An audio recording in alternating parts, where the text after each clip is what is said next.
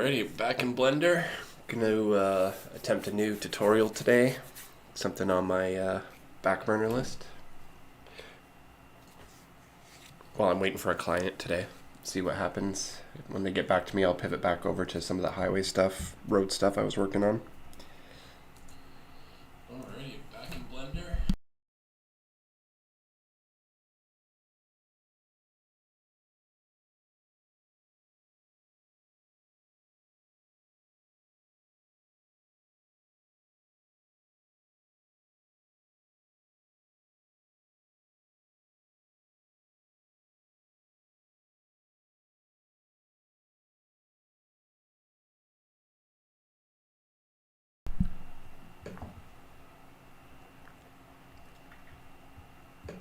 The new tutorial. In this tutorial you will create the scene with a robot from beginning to end step by step. So today, what I'm gonna be doing is see if it's on here. Part of my shopping created in Blender that I will release to you now. And if you are already part of it, you can skip the next two and start with.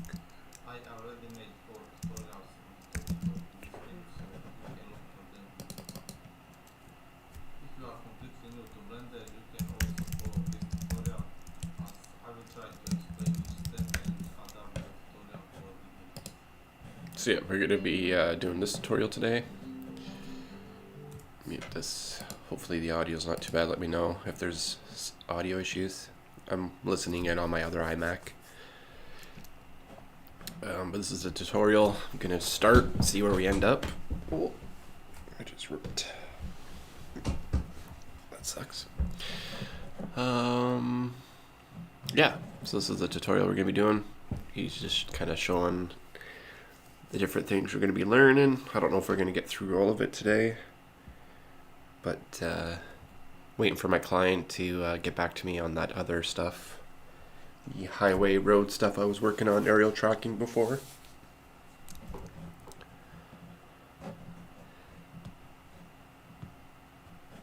But yeah, he's got a few different tutorials that I've purchased on a different site. I'm not a big fan of that site. I'm a big fan of Blender Market, so I'm gonna promote it on here. Yeah, I'm really interested in this Breaking Bad tutorial because there's a really sick camera angle. Basically, yeah, the first shot there, this shot here, I love that angle. I want to try to replicate something like that for my series I'm working on. Like imagine like a cockpit for a spaceship coming into an atmosphere and crash landing from that perspective. So I have that in mind. I have that bookmarked. Oh, he's got some of the other book back rooms. The creator, what's his name? Sorry, Kane Pixels. He did this mall horror film that he grew up in.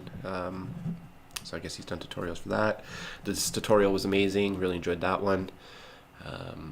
Learned some stuff there. Got these ones purchased as well. Haven't done. And then yeah, the backroom stuff is kind of where I learned. I have like 3 or 4 different tutorials from backrooms. So there's a combination from everybody in those. But yeah, we're visiting this one today. And quit that. New.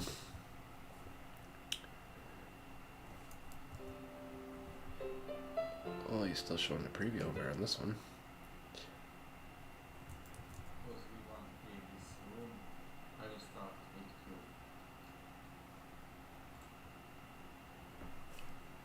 If I press N, It's a 12 chapter, with all the settings for 4-hour tutorial, 4 or 5-hour tutorial minimum. I will now enter dimensions of our room. I will set 3 meters z-axis, 6 meters on x and y axis. Looks like he's not If I go deleting the cube this time. I go to front orthographic view with number 7. Top orthographic view, and you can also see this shortcut here. Actually, I'll probably put this down here. Sorry, I'm just moving my microphone. Here you can see shortcuts. And you can see that right orthographic view is number as well. You can also navigate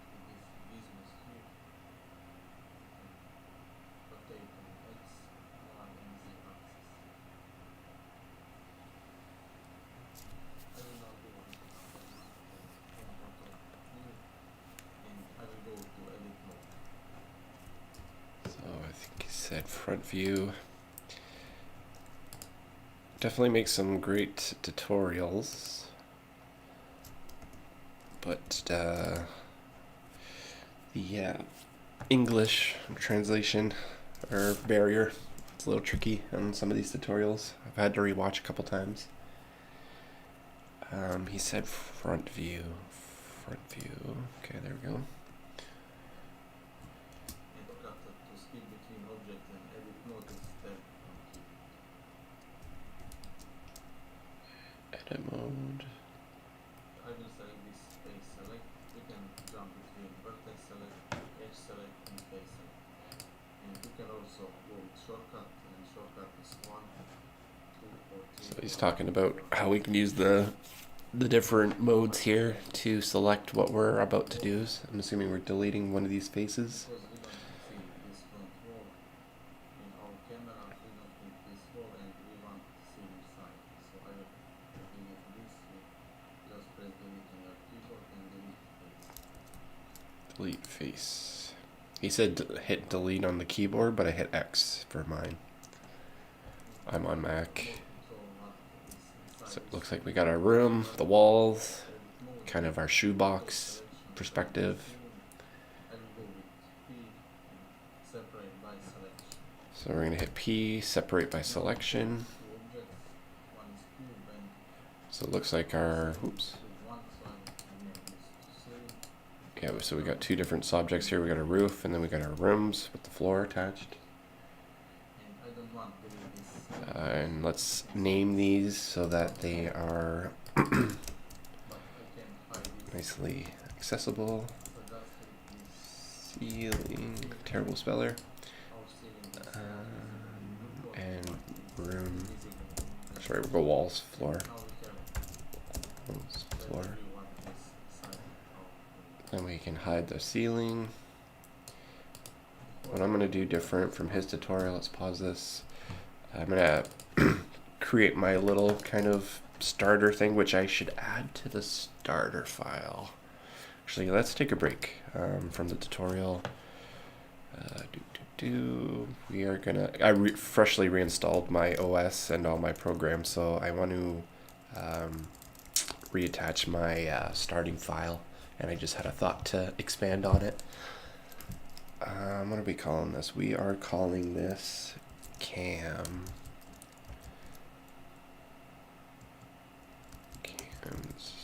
introduction.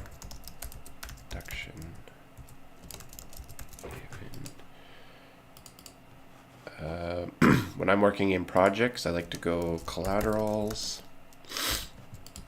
Collaterals are essentially just like any of your images, your movies, or sorry, images, music, sound effects, anything that you would download. I have another folder that I add is called Z ingest. So this just puts it to the very bottom in alphabetical order. That's why there's a Z or Z at the beginning. I do video editing, so anytime we're doing a video shoot, like a production where we go out and film stuff, any of those assets usually live in this folder. Anything that's not a part of that production will live in this. If there's additional shoots beyond that production, they are just slotted into this ingest folder. And then for some reason I just like to have it sandwiched. Our collaterals live on top, the video files kind of the bottom in our video editing, and in the middle is we have our project files. And this is where we access all our save files. We are calling this Cam's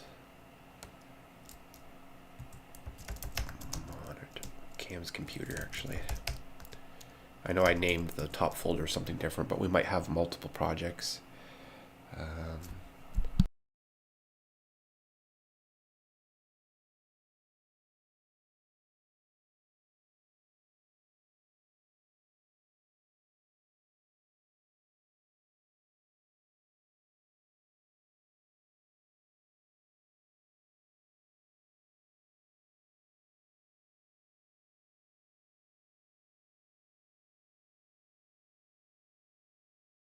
Sorry about that. I hope my mute really worked on that one. I had a little sneeze fest, and then, yeah. Hopefully mute worked there. Apologies if it didn't. Sorry, back to my original thought. We are going to go with close Blender, documents, Blender, internal. Open up this project file. And then in here, I want to create studio gear.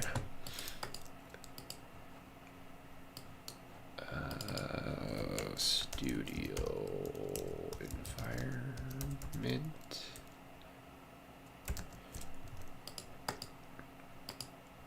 Oh, I'm a big fan of that. Actors. There's also one more that I usually do.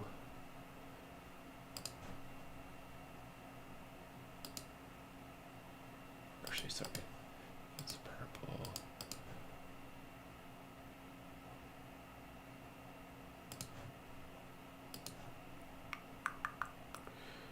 Ground, sky. That's what my brain's thinking right now. Environment.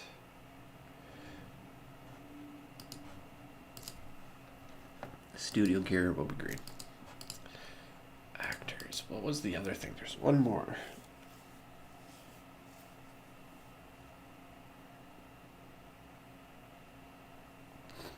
Anyways, studio gear. So that's going to be like our camera, our light, anything like for that we usually typically use for production, like for filming. Studio environment, so that would be like our room that we're building in the other project file. If you create a 3D world, any of your environments for that world would live in there. Actors is any of the, obviously, characters, rigs, any of that type of stuff, any of your subjects. If your videos about a product, like a lipstick commercial, then that would, the lipstick animation, opening and closing and lid coming off would live in actors under my current thinking. But I usually create 4. I just can't remember what the last one is. Wonder if we can open up Backrooms. Oh, I don't have it on here right now. That's fine. When it comes up, we will... No, actually, no. This is our project file, so I want to add that now. What I'm trying to do now is we create this as a project file, and then it starts up in Blender every single time we create a new project file. That way we're not having to create these collections every single time we're creating a new project file. Right now it's taking me a while to set this up, but usually it doesn't like set 30 seconds, right, to set up this stuff. But say if you do 100 projects in a year, 1,000 projects over your lifetime, even more, that time adds up. So why not skip that step right now? So Backrooms.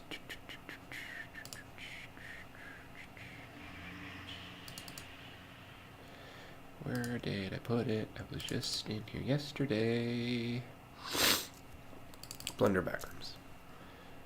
Oh boy, gotta definitely organize this one. I was collecting every single asset between my different computers. But luckily it was in project files, whatever the newest one is. Yes.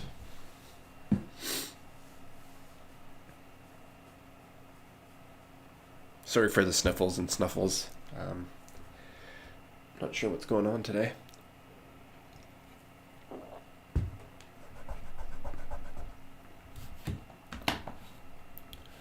Hurry up and wait.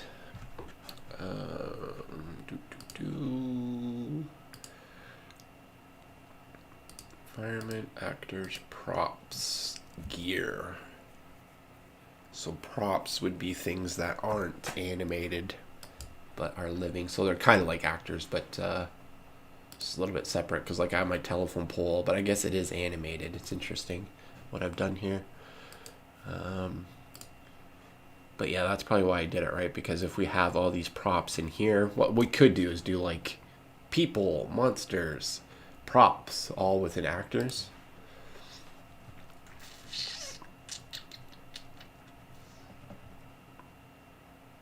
Actors, props would be technically like filler actors, right? So I might collapse props into actors and have two subcategories for that one. Folders within folders. I know some people aren't a fan of that, but the less I have to look at, and I was about to say the less I have to click through, but that adds an additional click folder drop down. No.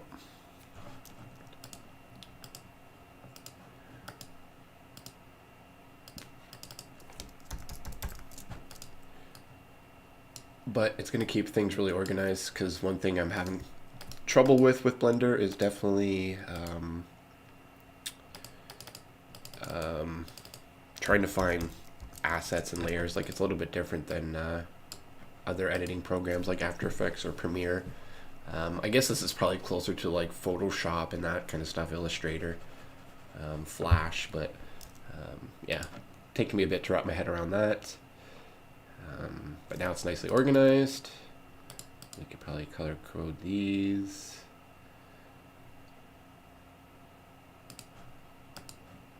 Maybe the same color, so they're just the top level, and then everything in here will just have its own kind of separate color. Or we could, probably better yet, is keep it the same color as the... no, my eyes visually like that. Sammy OCDs. Sammy OCDs. Okay, so this is saved.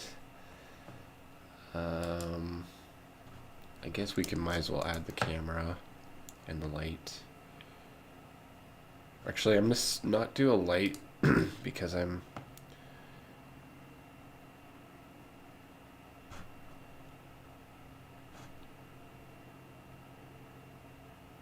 don't want to have to create a project file and have to delete stuff, right? I'd rather,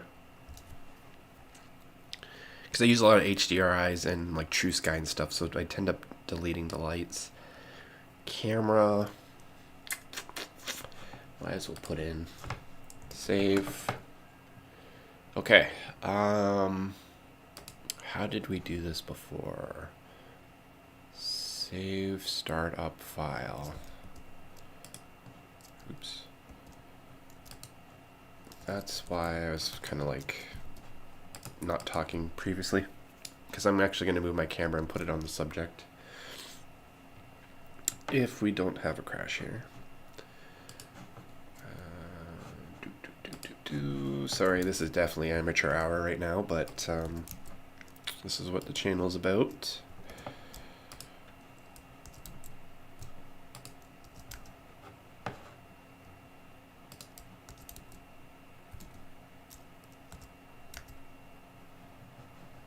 Sorry, it's more centered in the screen. Okay, good enough. Save. Default save startup file. Make the current file a startup file. Overwrite.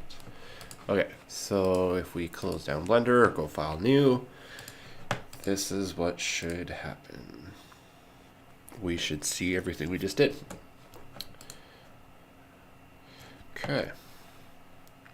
We'll go back to our Cam's computer and do the same thing.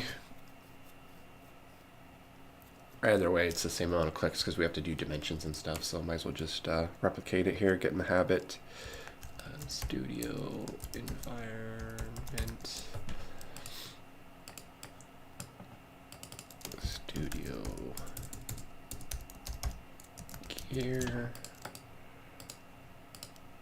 And we'll just do the top three, we won't do the prop stuff. We'll get into that as we drop stuff down. Studio environment, gear, studio environments, new collection.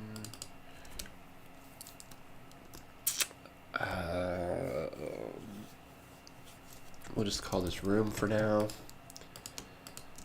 Put that in there. Studio environment was blue. This was green. This was purple. Okie dokie. Took a little bit there, but we're back on track. Hey Hacks, how's it going? Nice to see you again.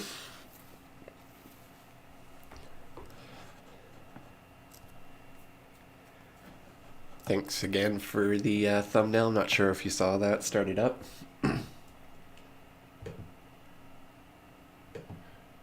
Haven't quite got around to changing the name and stuff yet, but waiting on a new client, or not a new client, waiting on the client that I've been working on. They got a meeting and they're going to get back to me, so I'm tackling a new tutorial on my other machine, so you may hear some audio in the background, so let me know if that's annoying, because I can probably mute it and just go subtitles. Yep, no, this is what the channel's about. Do it again. Learning together. But this is what we are learning today. I'll quickly flash through it. Not that you have to stick around for it.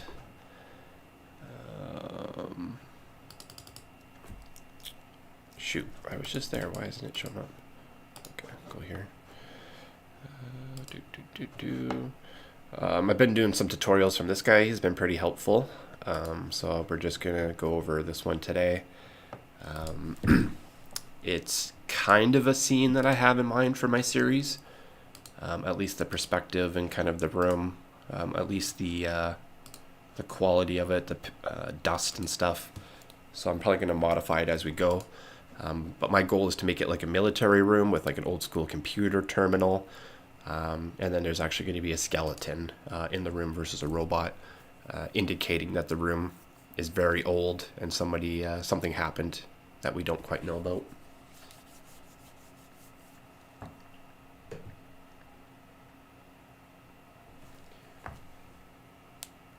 Why not change the Blender theme? I've been busy. I was poking around in YouTube, but I haven't quite got around to changing the name. If that's what you're talking about, like that's why it's still the Backrooms Interloper. It's partially because I've just been busy, tired, lazy, and right now I'm more focused on doing the tutorials versus what my name is. Right now I only have like 10, 12 people that hop in and regularly chat with me, so I figure right now it's okay. But by the end of the week, for sure, we're definitely going to be switching it up, changing it over, maybe even later today.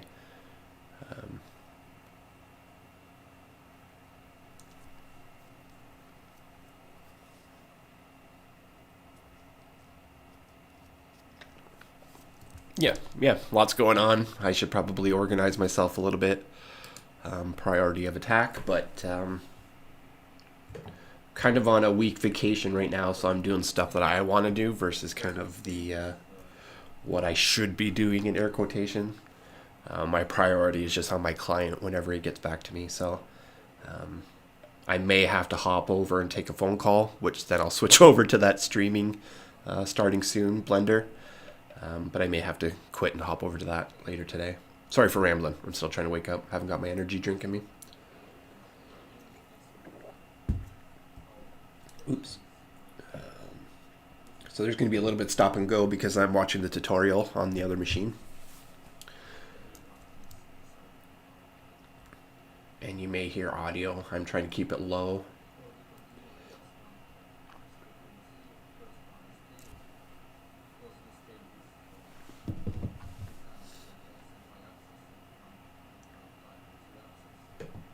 Okay, so it looks like he's switching up. Oh, no, he's just talking about... So earlier we just changed our dimensions and it looked like it automatically scaled the XYZ for us. He's just talking about how the different scales are.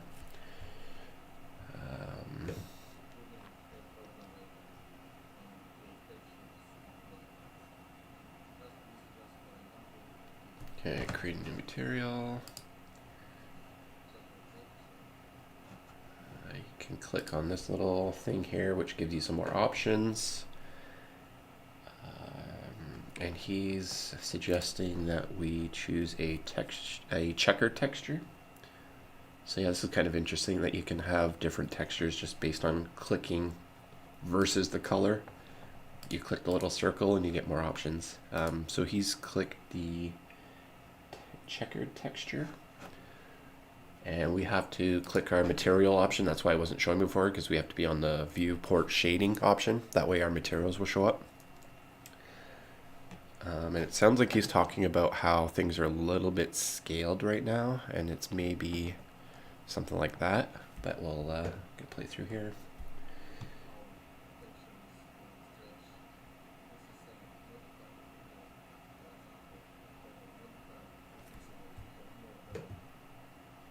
So I think we're just trying some stuff out. We're going to bevel the edges, which is an interesting choice. But yeah, I can't say rooms. Well, actually, this will work for me because my space is going to be modular. So imagine like International Space Station. They're kind of like cubes, kind of put together, rooms of cubes put together, and that's how this base is gonna. This base, military base, is gonna look like in my series. It's just these little modulars kind of put together. What are they called? The container homes, like the shipping containers. People have been buying a bunch of those and kind of putting them together, making modular homes. So that's where I'm going with the modular.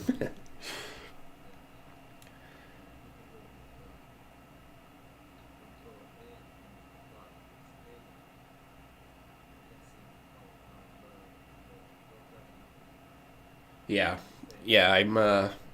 That's why I'm kind of hopping into this tutorial today. This is a little old school, but I really want to start hopping into my sci-fi series. I was mentioning earlier that probably the next tutorial I'm going to do after this one is this one here. But it's because of this shot right here.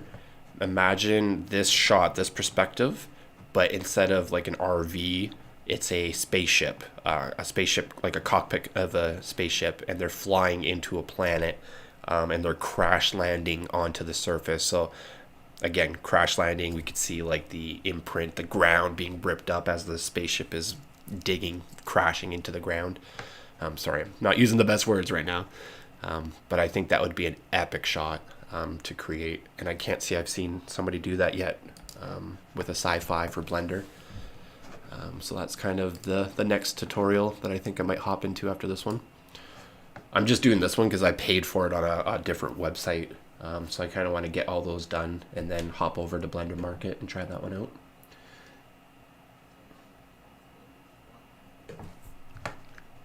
out. But to give you more visuals before we hop back to tutorials, because it's going to be a little... Oh, actually, I haven't logged in yet. Shoot. Never mind. I was going to show you my storyboard with some of those visuals, but I rebooted my computer, so a lot of my logins aren't activated. Auto login, so I don't quite want to do that on stream right now.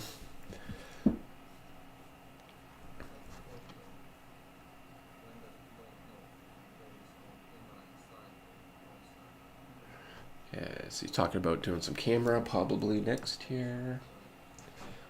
We got these little options. Problem I have with like other tutorials is like some of this stuff they're just like, oh yeah, just click this thing, and it's like, whoa, slow down, bud.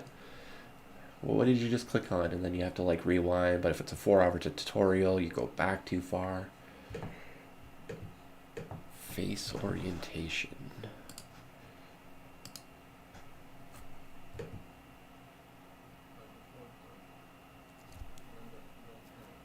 So this is going to indicate like what walls are facing us. So when we like go to do wallpaper, see again, he just clicked this thing and I didn't see what he did.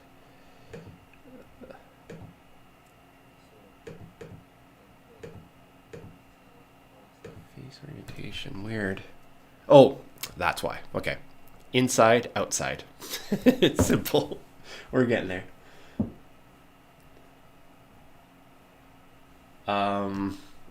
My computer that I'm operating on, I'm working on a Mac Studio currently. It's the M1 Ultra, 64 gigabyte. Yeah, 64 gigabytes. I don't have the top of the line. I have the one below that. I didn't want to spend another $2,000 just to get an extra 64 gigs of RAM. I thought that was a bit absurd. Would have been a little bit more because I guess how the graphics cards, like there's two M1 chips fused together, something like that. So it probably would have been a little bit faster, but yeah, $2,000 for double the RAM. I don't know. Next year I'll probably be buying a new machine if they come out with the M4 Studio. Probably get that, or look at getting a Windows machine, PC, and just build a better machine for animation. Hopefully that answered your question. Yeah, I'm pretty happy with my machine. Again, something that over time just eventually bought into, like um, my other iMac here is an Intel Core i5, 6 core Intel Core i5 Radeon Pro 580X 8 GB, 128 gigs of RAM, DDR4. So that was my previous machine. I was operating on that for I think three to 5 years. And then the machine before that, oh, that machine was definitely slow. I can't remember what it is. I gave it to my buddy. He's using it for Blender right now. I could barely video edit on it, and he's using it for Blender. So kudos to him for doing that. And kudos for people out there that have patience with slow machines.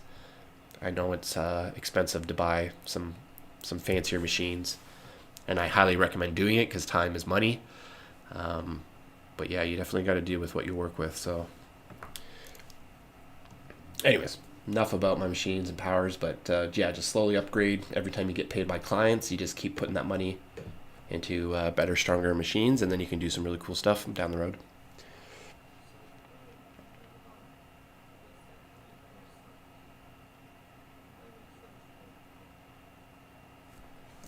This is where I'm going to get lost, and it's going to be probably a little bit stop and go.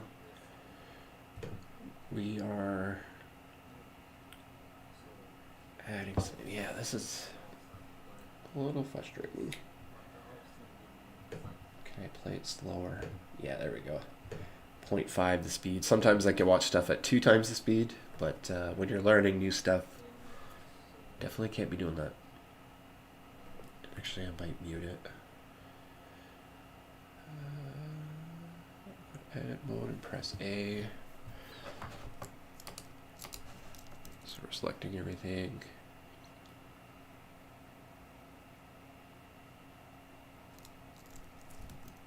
F3 for search. This is this is where it's a bummer. He's on Windows and I'm on Mac, so he's like F3 to bring up the search, and it's like, okay, what is mine? I think this is Shift A, Shift S.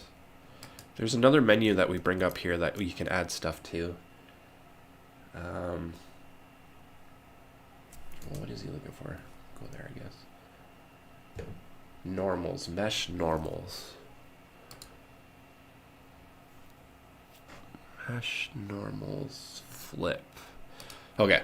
He did a little searchy poo thing, which just automatically added it, but it looks like you can get there by just clicking down through stuff. Yeah, definitely motivation to earn and do better. But definitely with me, there's a line for that. Yes, 100% agree with that. But then there's that line where it's like, you want to be doing this stuff, or you can get to this output, but then your machine crashes on you, or takes you 10 times longer to get there, which it's like hard to determine. Like, you think it's going to take you an hour to do it, but your machine's like, it's going to actually take you 4 or 5 hours to do it, right? So there's that little kind of unknown value. But for my buddy, giving him my machine, he's definitely motivated to try to get a new machine. He keeps buying other stuff like 3D printers and stuff like that, so which is also a fair thing to invest in. But for me, it's like, get the top of the line machine, and then you can start like make more money, do things faster, have more time, and then you can spend that on the other stuff that you want.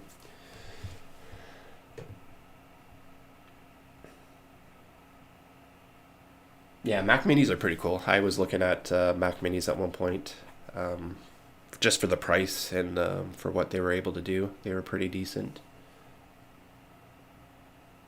And then yeah, I was on a laptop. I think I started on laptops and then I moved over to desktop machines after melting my graphics card on my MacBook Pro. I was doing too many pixel or sorry, give me a second, particle simulations with Trapcode Particular, and I actually melted my graphics card. That was fun. Okay. So what I think what he did here, so before our insides were red and now our they're inverted, right? So there's a reason for that, probably for attaching materials, or maybe just a visual element that red is no. So like outside of the game, inside of the game, if that makes sense.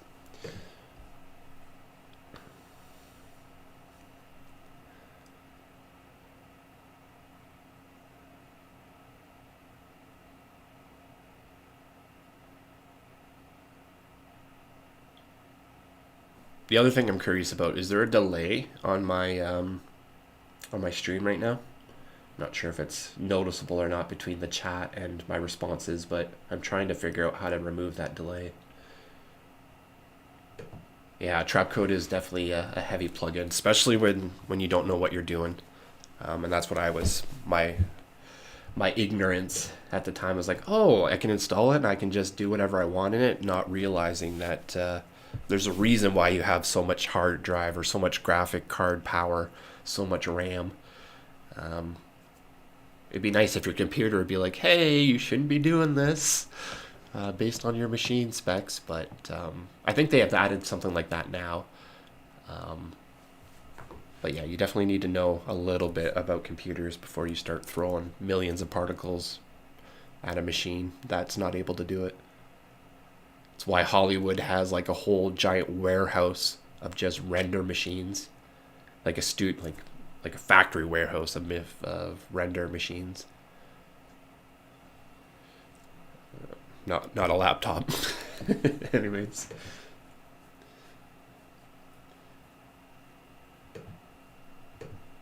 Hey there, we're working on, we're trying out a new tutorial today by this guy here over on Blender Market.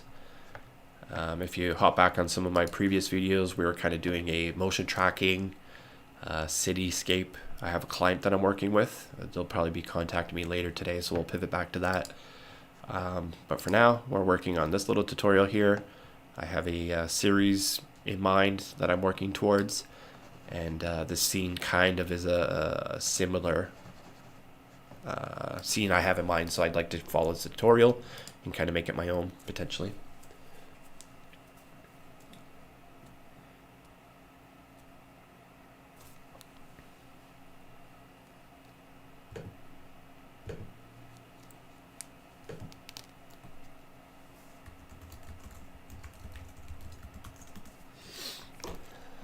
Okay, yeah, so there's going to be probably a little bit of stop and go. I'm watching my tutorial on the other machine. And yeah, with me in tutorials, it's a lot of stop and go. It's like, oh, what did he click on? Why did he do that thing? So he's moving the room. Oops. Front. Okay, let's get out of edit mode. We are going to put our room on the same plane as the X. Looks like he's holding shift while moving it. See, moves it at a different speed, and there should be a way to lock it so that I know it's at 0, 0, 0.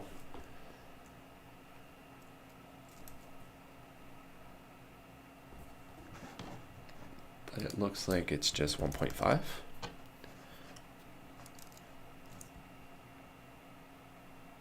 That's what he's put in anyway, so we'll stick to the master tutorial teacher here. I'm kind of just the telephone man. Definitely feel free to go over there and do it yourself, watch it yourself, but I'm just kind of following along. And you're going to learn through my frustrations of the stop and go.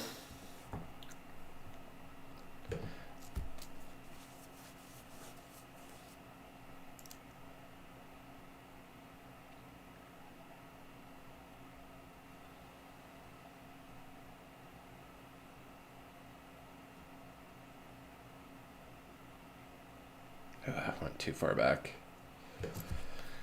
Again, these tutorials. I wish, this is why I'm not a big fan of this website. You create a tutorial website and you do video tutorials, but like you don't make the video player like accessible to bounce around easy or, yeah. Hence why I haven't named that website I'm using yet. The Blender Market is probably the same playback.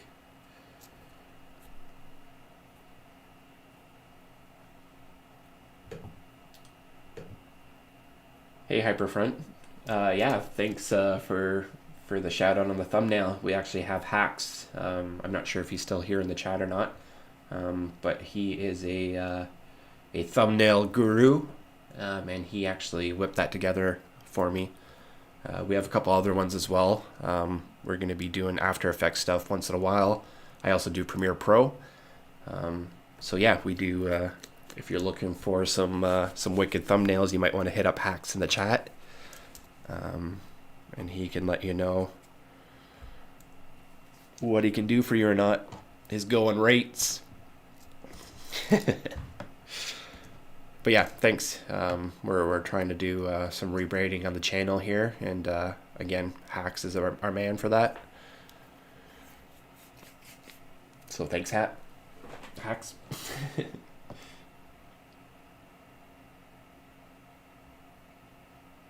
Anyways, yeah, sorry I'm rambling. Just wanted to give you a shout out. Okay, back to the tutorial. Yeah, as you're gonna find here, Hyperfront, I'm not a guru or master in Blender. I am maybe like 500 hours, 1,000 hours into it. I have a few projects under my belt, but ask me to use the node system or create this thing in a node and I wouldn't be able to save my life to do it. So hence why I created this channel. Just gonna learn myself, and then you guys can come and jam, we can chat, figure stuff out together. I should actually probably drop my Discord link here. We kind of got something going on there. So if you have any questions or I'm rambling. My intention with the Discord is to have a resource pool of people. So you're welcome to join it. Where am I here? Scrambles. There we go. Okay.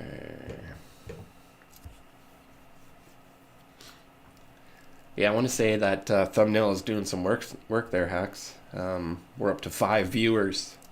Oh boy. I think on average I have 2 to 3 sticking around.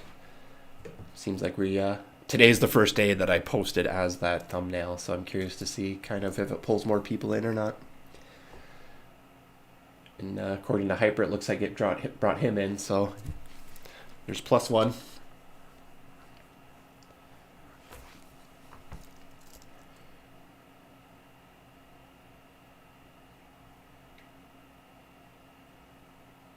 I haven't got to uploading project files yet. That's something I can maybe offer to the community, especially with some of this other stuff. Like if you go back to some of my other live videos, when we're done the project, I can upload it.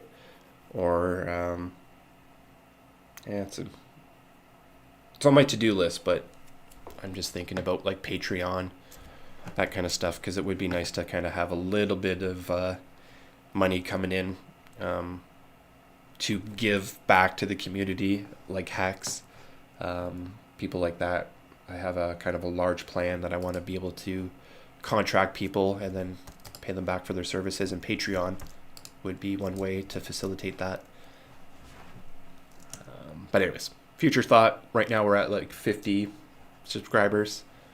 I got some homework to do. I have a to-do list, so we'll tackle it. We'll get there.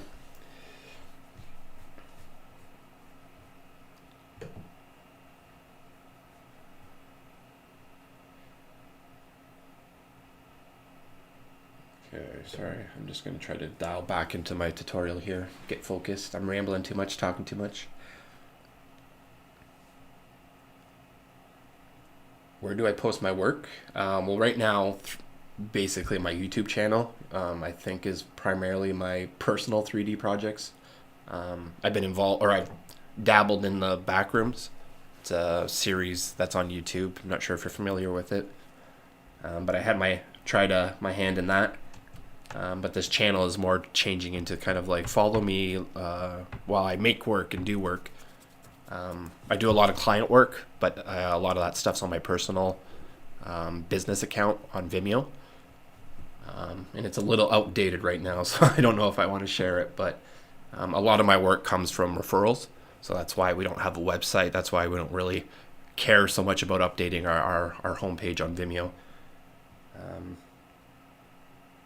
But yeah, I do have some projects that I can share with you guys.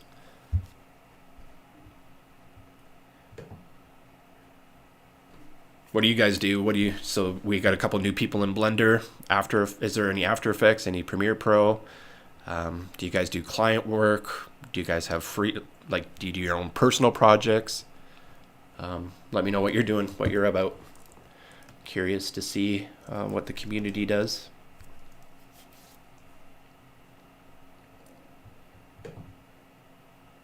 Okay, so we're back in edit mode. Looks like we are grabbing the vertices.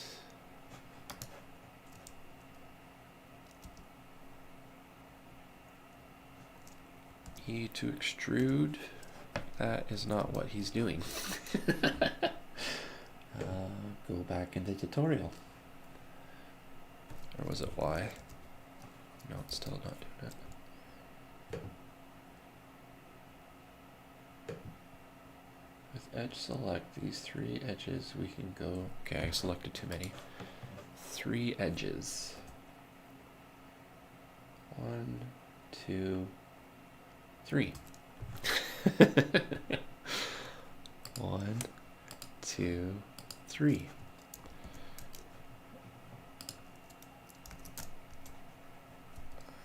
What are you doing, Sam?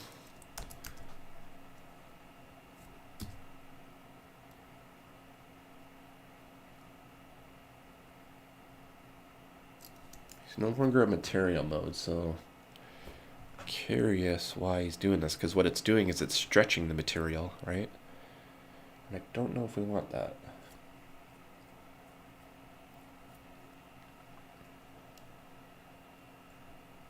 And he's just eyeballing it. Weird.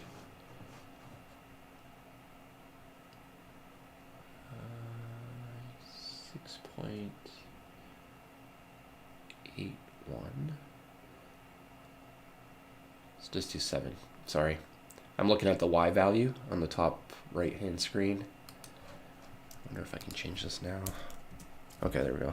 Actually, I'm going to change it to 6 because everything else has been 6. 6 and 3s. Never mind. 3.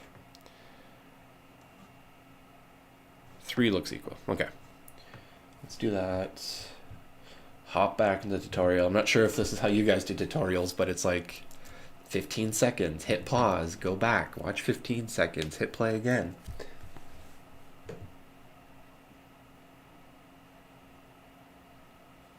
Yeah, definitely, I agree.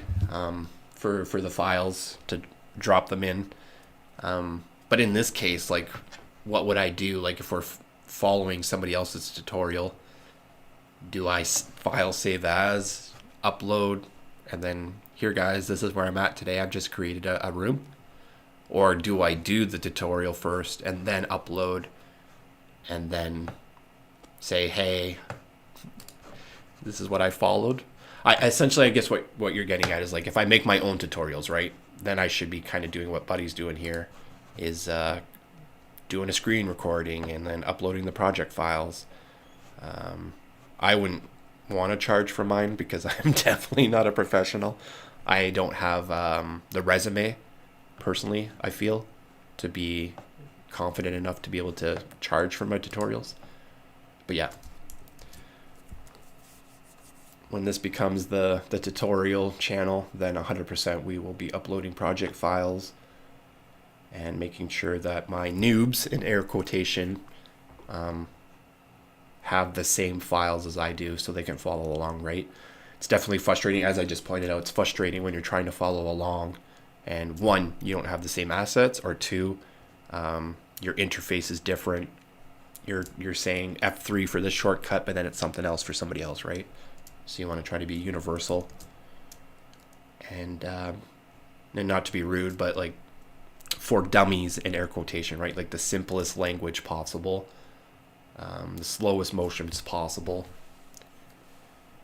And then, also kind of doing the live stream. Also that way people can kind of hop in and be like, hey, I saw this in the tutorial, but I don't quite understand. Can you reiterate for me, or can you explain it better? And then I can bring maybe that old tutorial up and we can go through it together. That's one thing I haven't really seen, is like a lot of tutorial people do live streams. It's obviously not the same as entertaining wise, but just from a learning value, there might be something there. Hey Seth, how's it going? Thanks for coming by, checking out the channel. Hope you're having a good day. Okay.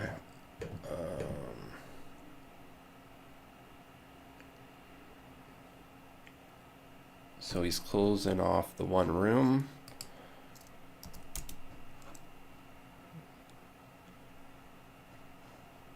That material is tripping me out. And there should be a way to snap it. We got to figure out how to snap it, because I don't like this idea of just like, oh, eyeballing it. I want to make sure that my... yeah,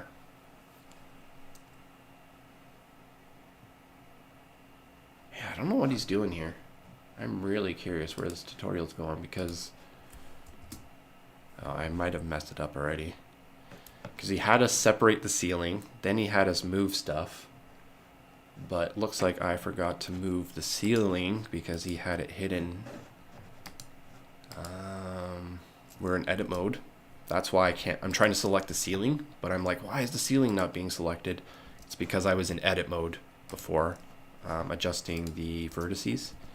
So we want to tab out of it, or go up to here, go to object mode. Now I can select the ceiling that we had separated before. I believe he said 1.5. Oops, on the Z. There we go. We moved the whole room up by 1.5, and I had forgot to grab the ceiling. So in theory, we just grab the ceiling, put it to 1.5, and it lands perfectly to where it should be.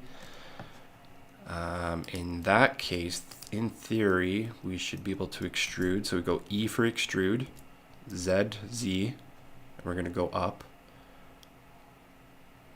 Eyeball it. I was going to say 1.5, but we are probably going to be too high now, right? And it's because our origin point isn't, it was centered in our object. It wasn't at the bottom. If it was at the bottom, then it was 1.5 or whatever number before we could apply here and it would work. So here we could just do 1. Because, sorry. I'm going to try to explain my rationale. We're half the position. So if we go 0 to 1, we're at 0.5 the position, right? We were technically 0.5 higher here, so that's why I went down to 1. And now everything is lining up. Again, there should be a way to snap if we were manually doing it, manually dragging it, but I'm not sure how to do that. So hence why I'm not the master tutorial guy.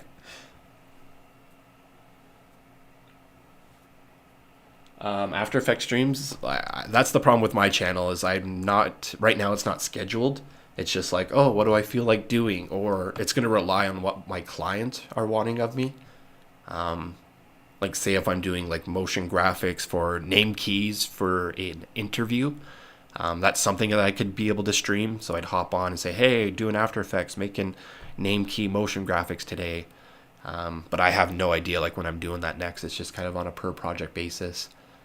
And I might not be able to stream every single time I'm doing client work, because I have to be focused, or the information might be sensitive.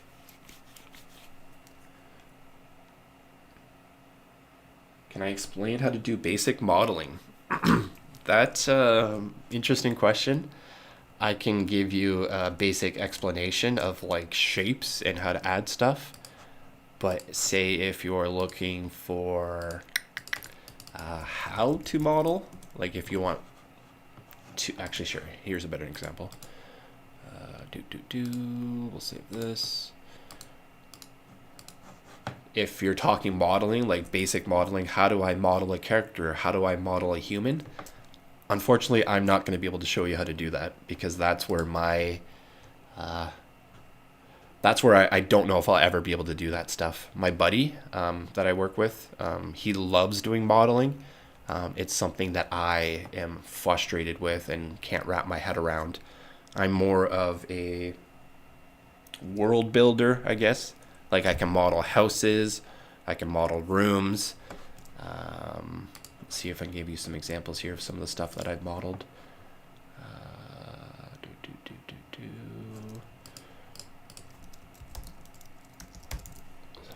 Hopefully this stuff's in here. Yeah, so stuff like this. This is my extent of my modeling.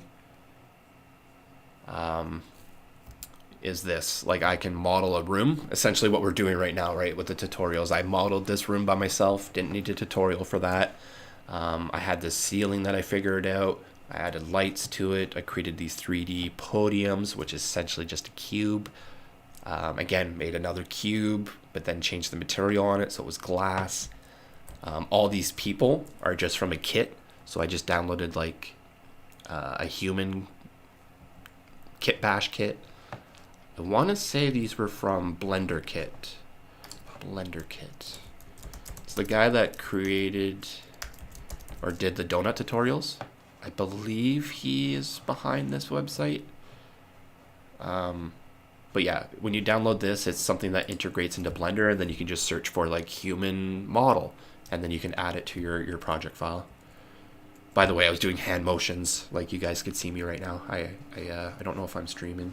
Hopefully not streaming my webcam because I got the mad scientist hair going on right now. The TVs in the background are actually video files, so they'll actually play videos of different video edits that I've done for this company. I'm essentially like, this is a year anniversary. Come check out our projects, and this is what I was trying to pitch to them for their website or social media. So yeah, I didn't model these trucks. I just bought that and just kind of stuck it in there. You can kind of see that the Z position is too low on it. I'm sorry, I'm rambling. I wasn't quite paying attention to the chat there, so I'm going to get caught up on that. Yeah, I do After Effects as well. I guess this is maybe the time to reveal kind of where I maybe put some of my stuff. Actually, I'm not logged in. I restarted my machine, so I need my boss to come in and log me back in. But yeah, I do After Effects as well. I'd say I do more After Effects than anything, probably. Sorry, I do Premiere Pro more than anything. Then I do After Effects, and then now I'm stepping into Blender. I want to say I'm past kind of that beginner stage in Blender. I'm just stepping into an intermediate type experience. But that might be my ego. I may still be a beginner because, as you notice, I'm tripping over myself trying to do basic stuff. Thanks for the comment, Seth. I appreciate that. Yeah, and this is just a handful of screenshots too. So, but it's definitely one of the projects that I'm proud of because I didn't use tutorials for this one. Sorry, outside of the video stuff. I did use a tutorial for that. The projector and projecting video. Sorry, I'm spending too much time on this one right now, but it's pretty cool. This is the earlier iteration 1 of it. This is when I first started. Me and my buddy had modeled this house from CAD blueprints. And then I got inspiration from a show that I was watching about this podium. So then I stuck our house onto the podium. Just downloaded a random character kit. This was the next iteration of it. I'm kind of more of a fan of this one myself, but the client didn't think it was feasible to make. But you can see I kind of created like a moss wall, garden wall background. The video screen where it has the multiple video screens but one video file playing in the background. The lighting was a little bit different here. If we turn all the lights off in the room and just have all the screens and the podiums projected, that's what it looks like.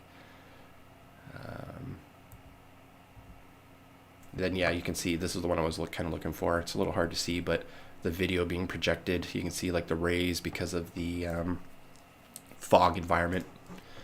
Blah blah blah blah. Talking too much about it. That's one of a few Blender projects. That and the backrooms I think are probably my most quality animations to date so far.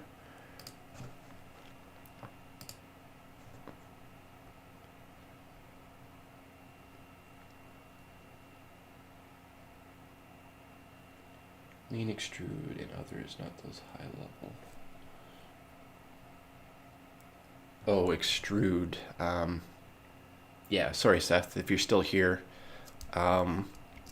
What I've been doing is, actually, we'll just do a new project. Delete your guy.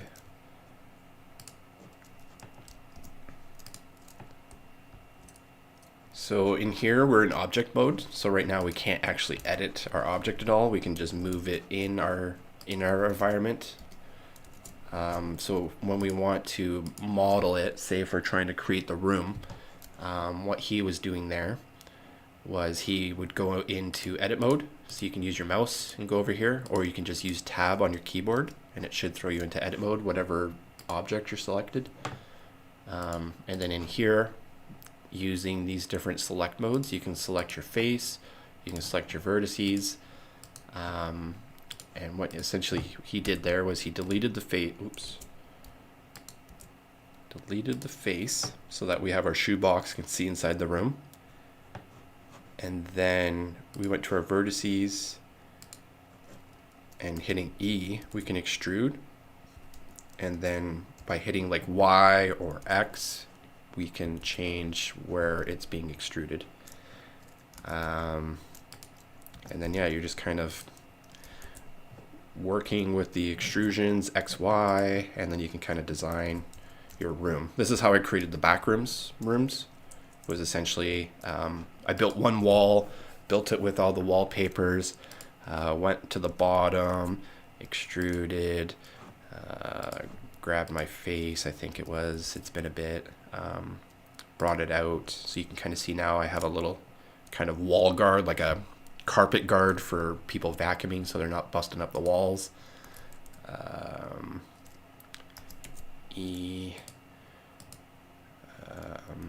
I don't know, you can try stuff like Z to change it so you can have like this little arc going on.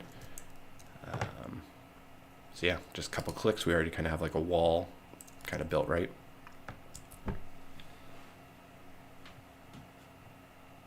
Not sure if that answers your question, but I did a little quick there. But basic room modeling, you could do something like that.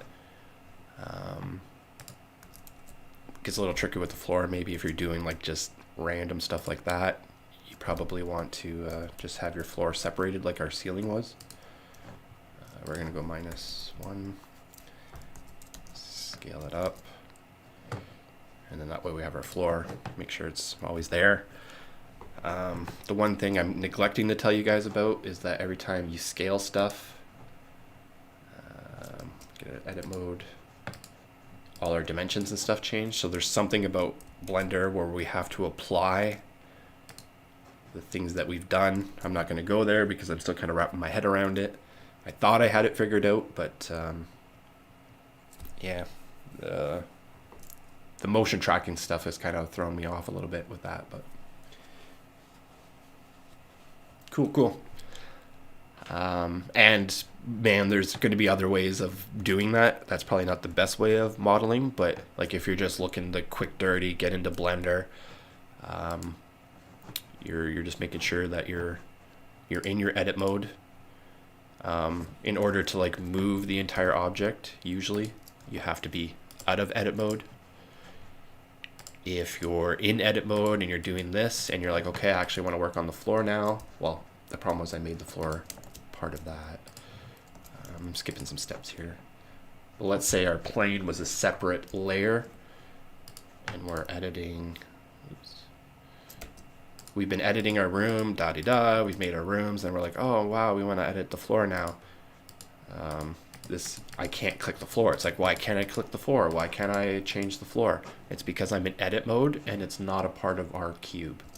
So you have to tab out of edit mode, go into object mode, and then make sure you clicked on your plane, and then go into edit mode, and now you can start adjusting just your plane.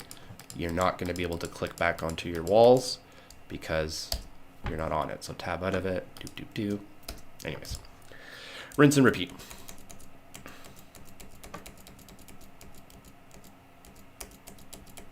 Yeah, that was a bad example because the first time I made that plane, I should have been not on the cube. I should have just been on the top level, but anyways.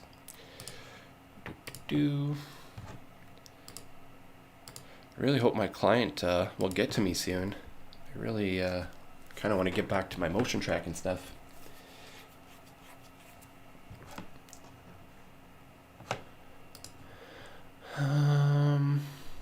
Yeah, I thought I could maybe do this tutorial with you guys, but I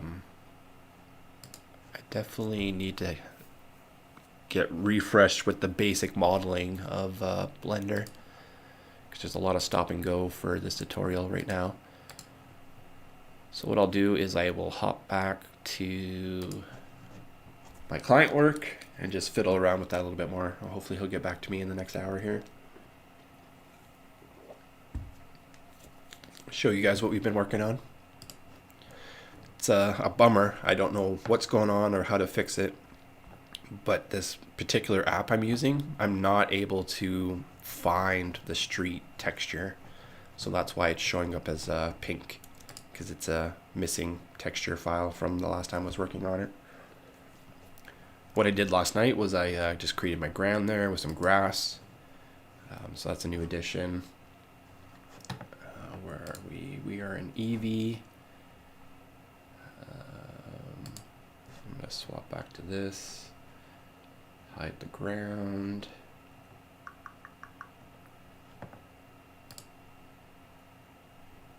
Hide the ground. Oh, it's in Geoscatter now.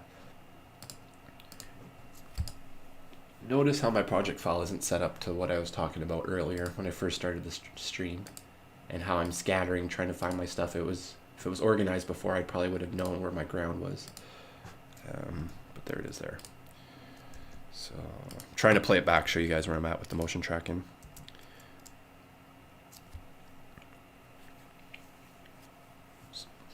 There's a video file in the background that I've motion tracked. So the goal here is to try to replace it in 3D because they're creating a new intersection. So my goal will be show the before, show the after, and this is what the after is kind of looking like. There's a lot going on, so maybe it might be a little tricky to see, and especially this one. There's not a lot of motion to it, so I'll open up actually the other one.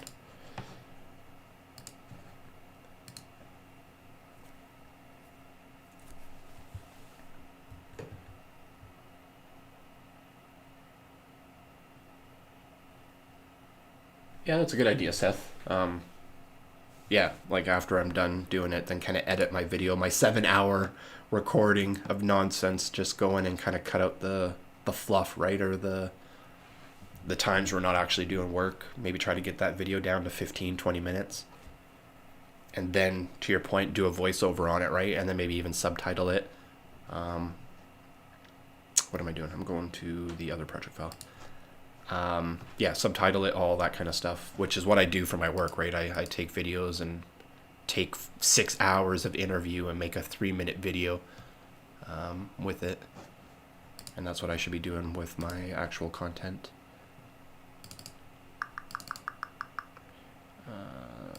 This other scene's a look, see if I file, external data, find missing files, and then navigate to where your files should be living. In this case,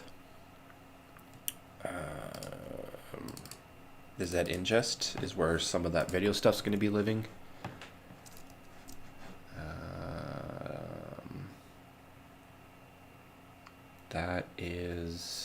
is that? That is the blueprint. So the CAD file. Oops. Been doing too much of that lately. Find missing files. The blueprint. So that's going to be in the collaterals because it's all. There we go. And then road, landscape.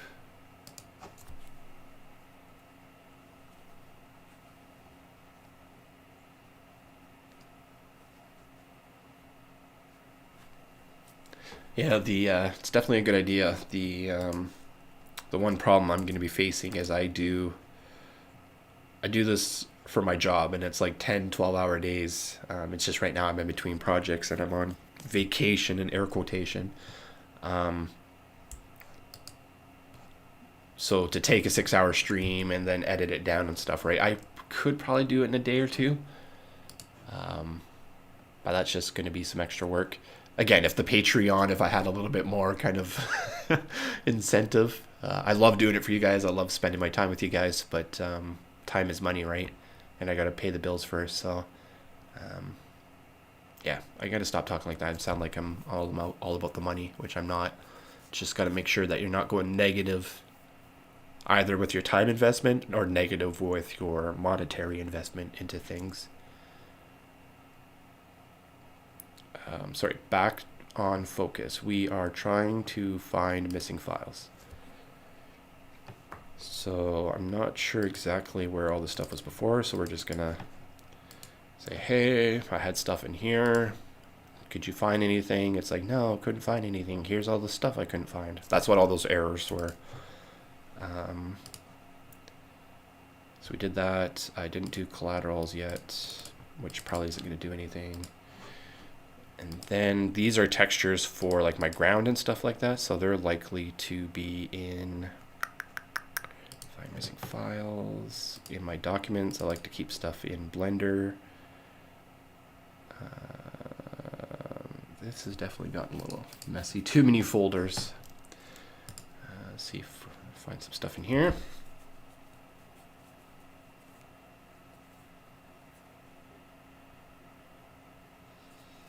Yeah, on the surface it would be impossible, right? But yeah, not to flex a little bit, but a lot of my video edits would be deemed impossible, and I've pulled them off.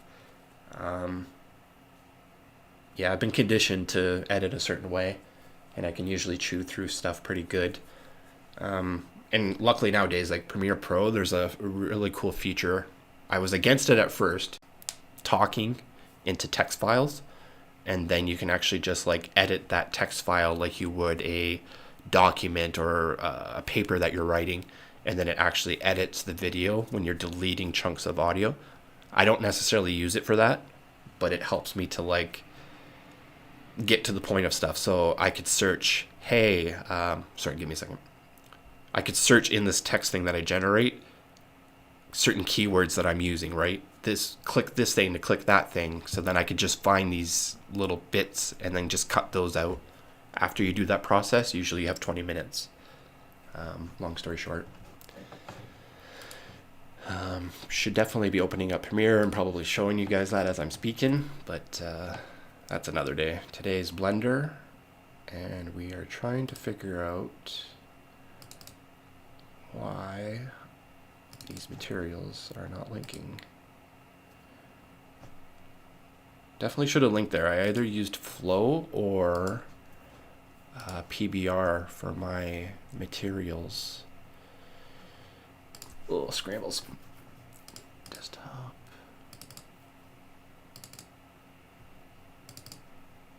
PBR. Come on now.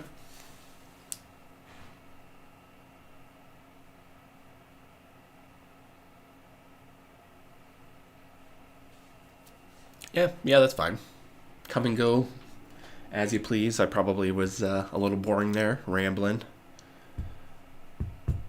But yeah, some good suggestions. Appreciate it, Seth.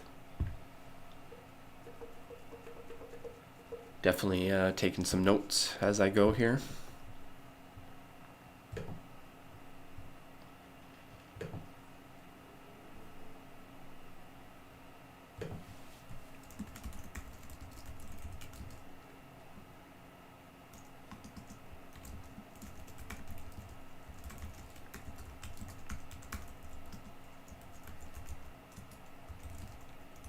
Sorry, I'm just documenting some of that stuff that thought about today from Seth there.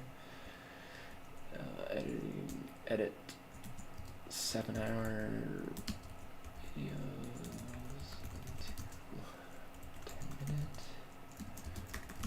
Fluff. Yeah, be doing that stuff after I have the brand name done.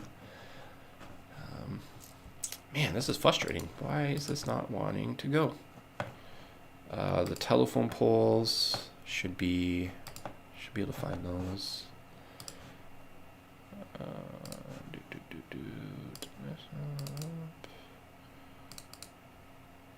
Yeah, well, like, what's this? Why did it do that? Weird.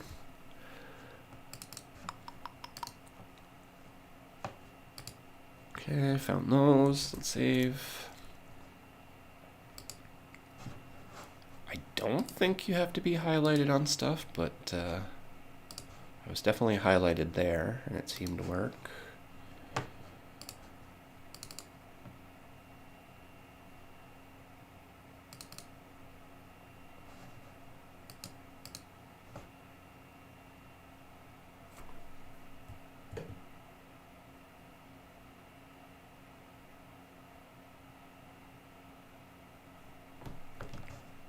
Yeah, I'm, well, actually, it's probably not gonna, I gotta re-log into stuff, but I was gonna show, yeah, I'm gonna log back in. But yeah, create a little homework sheet, a little to-do list.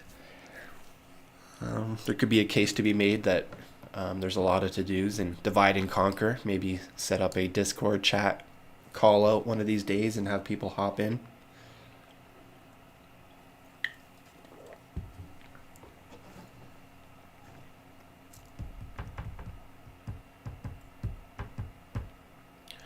Come on now, come on.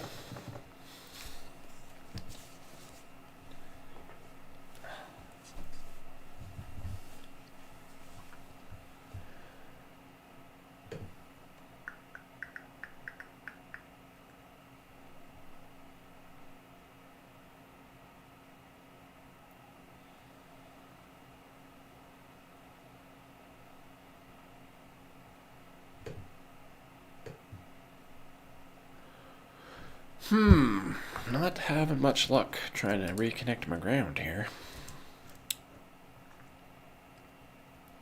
But yeah, that's what it looks like motion tracked. Giant pink thing in the way.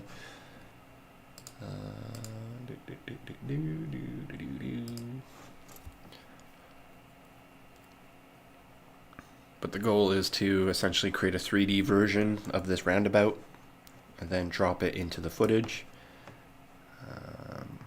Looks like I still got a little bit of drift going on in this project file. There's also a little jump there. But as you can see, I should have some more assets in here. Oh, that's probably because I need to go into this thing and find missing files.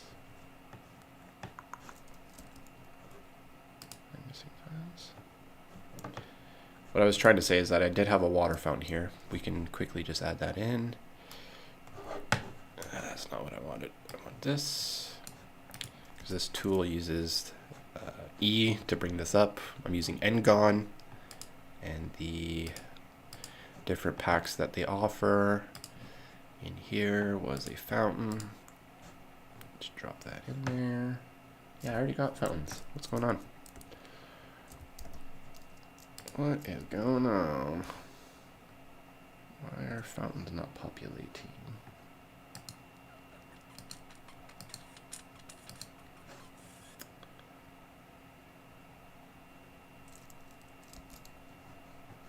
Interesting. This is why you don't use add-ons.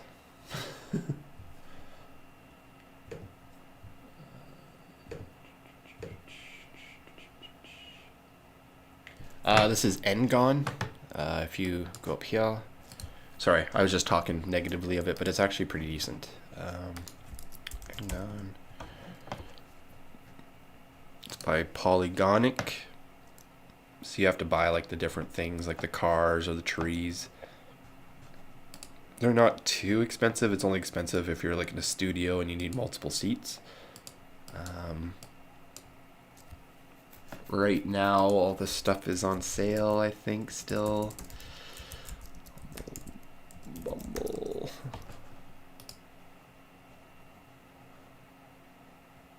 Oh, actually, what was it? Yeah, if you want to buy it, there's maybe a kit that's still on sale, but I won't look into it right now unless you want to know that. But yeah, once you have some of those kits, hiya, Jackie, in here, Ngon. It's just a kind of a browser type thing, but it plugs in all of their different little things into a nice little browser type asset kit that usually you just drag and drop stuff. Oh, here we go. So that one wanted to work. Why didn't this other one want to work? So yeah, it looks like one of them is not wanting to work.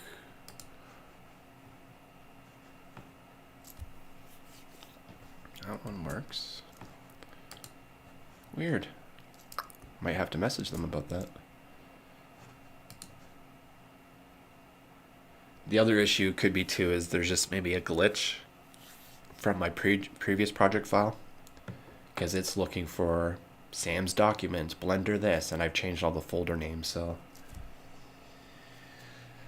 could be an error on that part.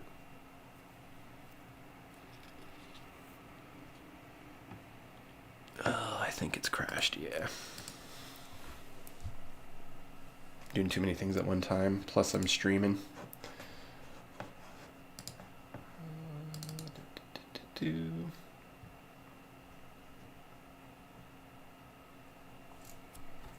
But yeah, me for the plugins,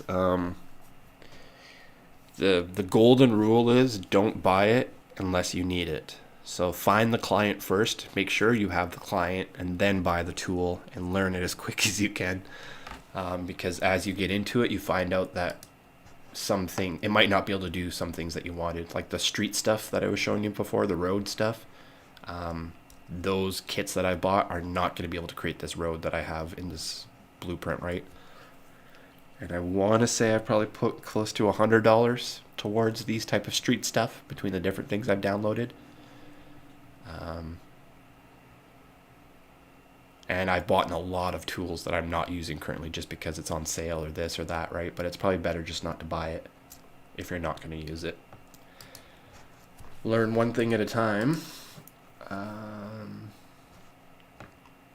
Yeah, we got all these red stuff.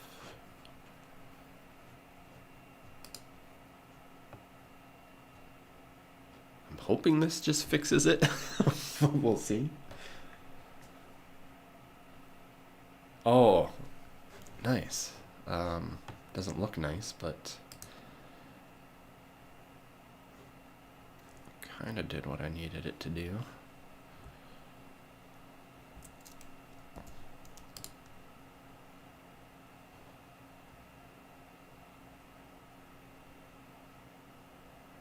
Kind of did what I needed it to do. My brain is trying to figure out what we want to do next, and that is turn on the street stuff that I had turned off before, because then that hides that, and then we have a little bit too much going on in our scene, so let's turn off some of this. Actually, we want that, we want that. Okay. Just gonna fix this quick here. Stick this underground. Actually, we could probably delete it.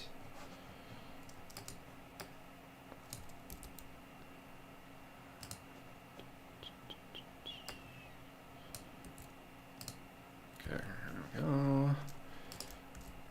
Stick these under the ground a bit. I'm really just like, this isn't probably the proper way of building ground environments. This is the amateur hour. But what I'm essentially doing is I've created a landscape, and then I'm going to edit mode,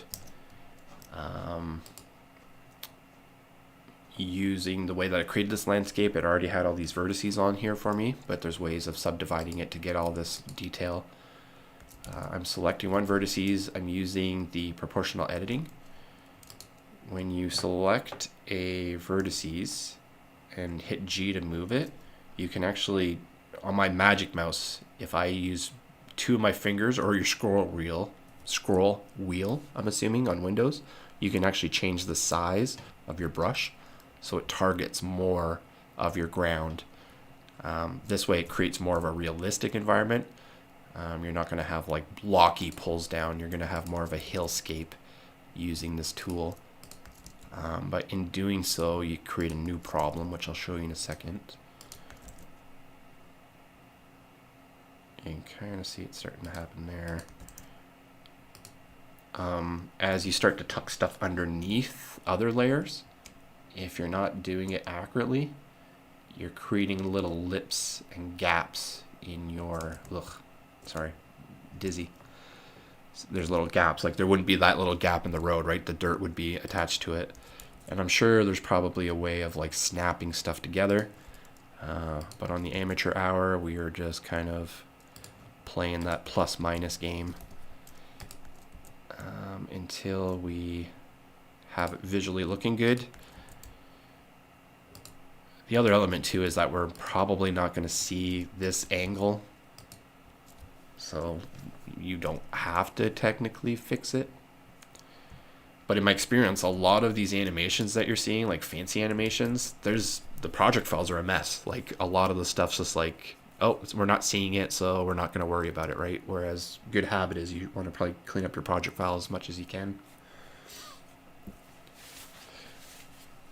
Yeah, and this pink stuff is really frustrating because I have no idea where this app, the street app, saves their texture files. So if I could know, then I can maybe reconnect it.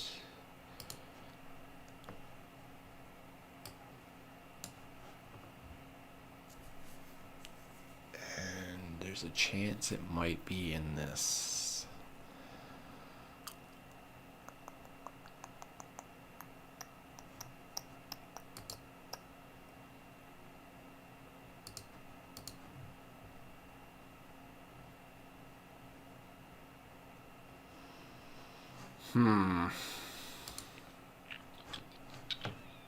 I'm in edit mode right now, that's why I couldn't select this. Well, I'm going to try one last Hail Mary here. Applications, where was that? Applications, application support. Blender.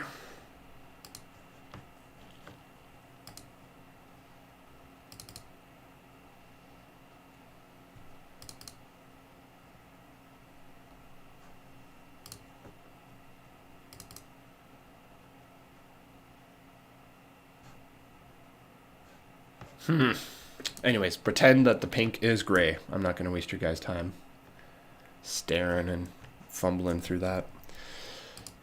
Because the reality is I'm going to have to redesign it anyway, so it just sucks that we have to look at it. When all that work was put into it to make it look so real and nice. But yeah, I'm going to take a quick look at the motion track. Because I did notice a drift. If we are using the scene, we'll want to fix that for when we actually properly do stuff. Oops. But if you watch the road right here with the arrows, you'll see how the road shifts away or to that line. I think it's going to move away from it. And there probably should be a slight away from it as we get closer and see above it, but you can start to see we're already going over the manhole. There's a manhole road cover here. So yeah, there's definitely some drifting going on that we'll have to try to fix.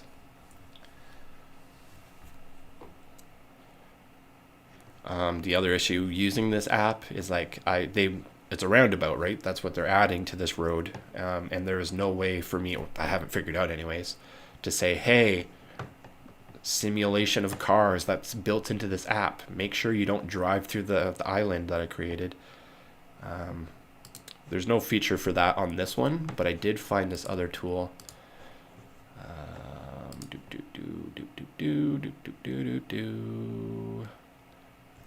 think it's this one. See, it's a bummer. Like, I already spent this money on this tool, but then there's this procedural traffic, and what I'm really hoping is that it doesn't have a road system, that it attaches to your own pre-built roads. But what I'm looking for is this, essentially. Like, if you put a square in the road of simulation of cars, that they automatically stop. And then remove the brick, and then the simulation kicks in, right? If I can do that with the design that I have, then the island should actually work. A little island boy. I don't know if you remember those guys. I don't know where they're at, but the island. Anyways, and then I don't want to just use a texture. I'm going to be using Geoscatter with their biome scatter feature. Oh, I'm doing a lot of things at once here. Save.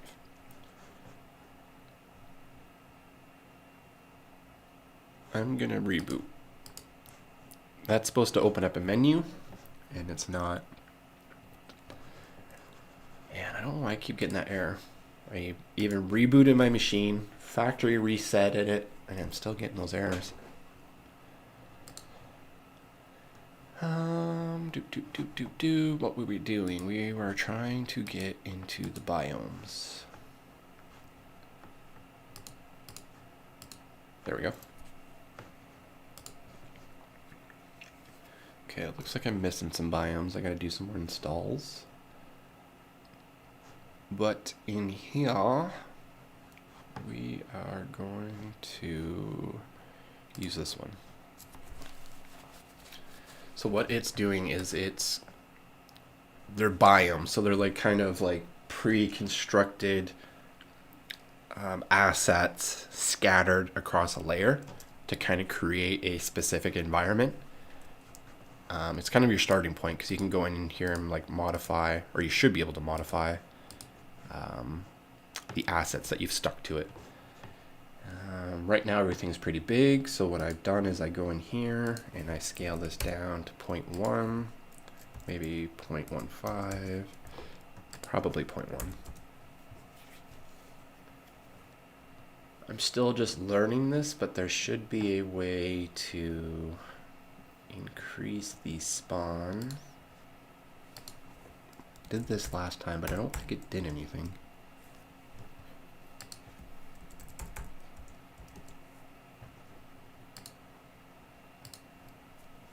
There's other ways of scattering stuff as well, but I'm just trying to do the quick and dirty.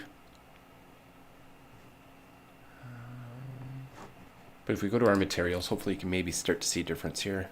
What I'm trying to do is we're using a flat texture, right? And that doesn't look real by any means. So we kind of use that as the wallpaper, and then we want to drop a bunch of assets on top that match. So maybe that's not the best material for the ground. But the more we add of these micro assets, the more real it's going to feel.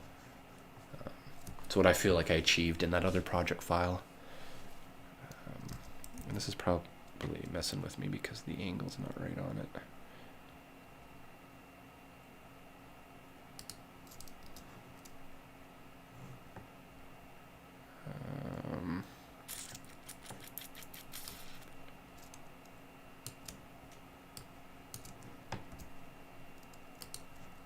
Not sure what I'm doing here, but we're going to try something.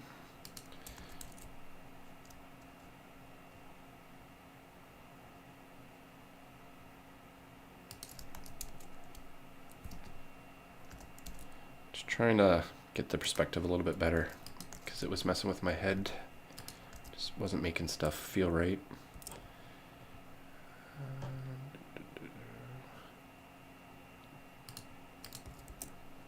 Come on. Come on. Come on.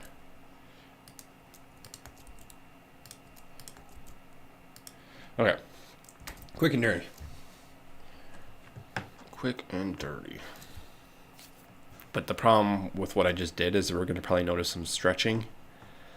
Probably in this band of vertices here. There's a little bit going on. What I tend to do to fix that is UV, unwrap. So that puts it back to its original scaling. Smart wrap. So that wraps it to the new shape that I have without hopefully stretching stuff. And then we need to make everything smaller. There's this little thing within this thing that does this thing to do this thing. It's usually how it goes, right? So that fixes kind of the stretching and distortion that has happened there. Hopefully. This is definitely not the best material. See if we can swap this out easy enough. Okay, that's looking a little better.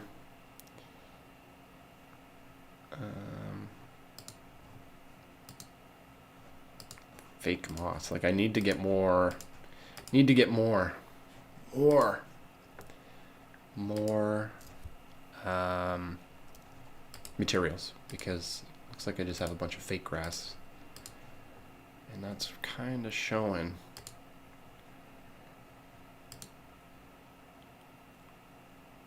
Oh, that one's probably the safest.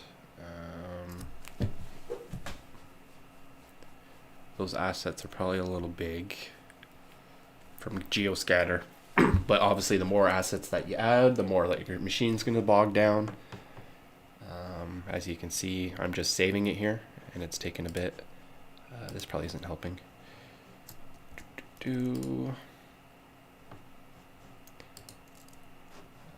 Let's flip over to render view, see what's looking like. The lighting. I modified the ground, so you can see everything's kind of floating, because I had it originally to the size before. And maybe what I should have done is there may be a way to like place these objects on the layer using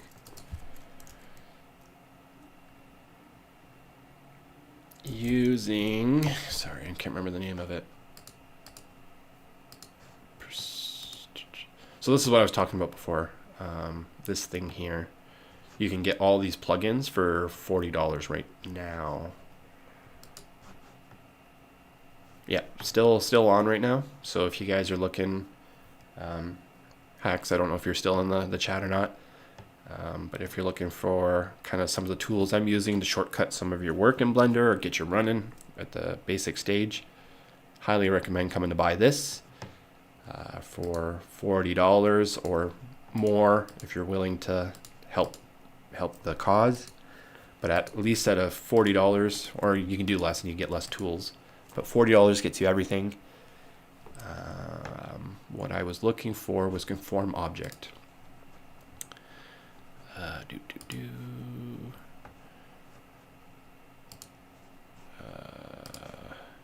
Click this. Sorry.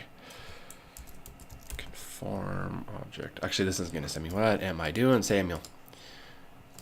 Conform object. There we go. I was wondering if before changing my landscape, I should have used this tool or something like it to actually stick my bench and all these things to the ground before modifying.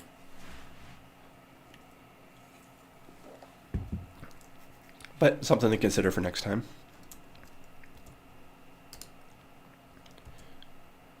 Don't know if this is going to play back.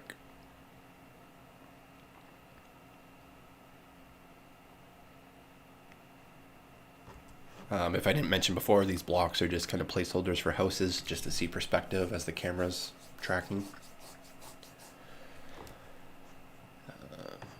Trees, shadows look good. I'll probably just have to find a better... what I should do for the texturing of this is actually multi-texture it. There's ways of adding like another sub-texture to it, so some of these high points, I can actually have less grass and make them more dirt, or make them more brown, as if they're like closer to the sun, getting more sunburnt. The stuff in the lower regions of the ground, I can have kind of darker grass. So that'll be kind of the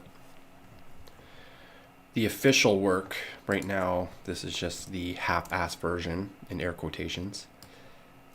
Just get it done, get an example, make sure that you feel confident for some of those bigger to-dos that you can actually do them.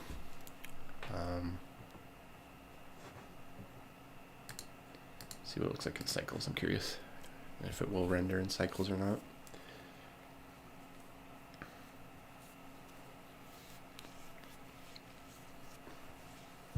But Eevee's gotten pretty good with the new update, with the ray tracing.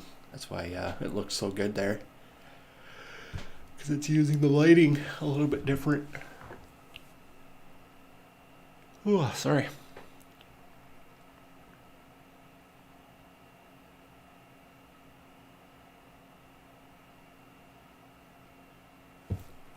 We're looking up here. It's just taking its time rendering.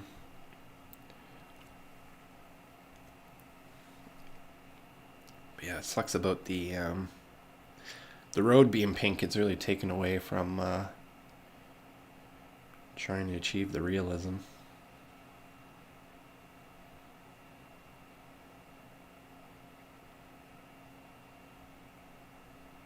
Looks like our hydro poles have some lights on them. Or maybe they're the lights from the streets.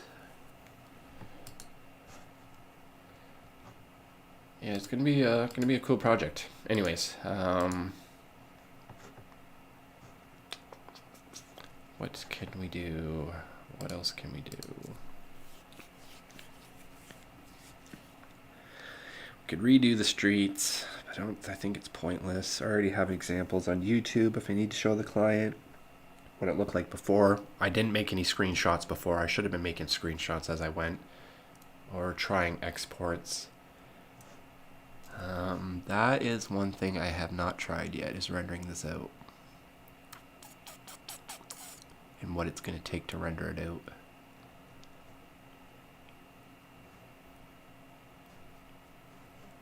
That is what's the unknown is right now, 100%. So, do I do that on stream or not on stream?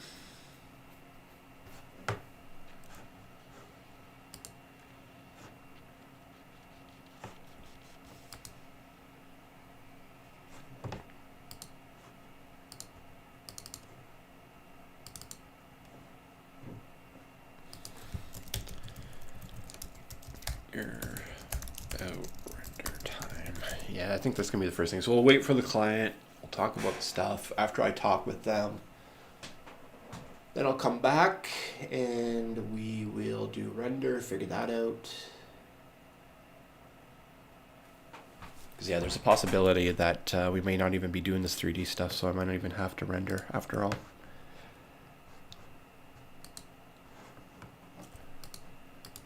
Okay. Well, we've lost a few viewers, so give me an opportunity to restart the game plan for today, or my hours anyway, for the next little bit.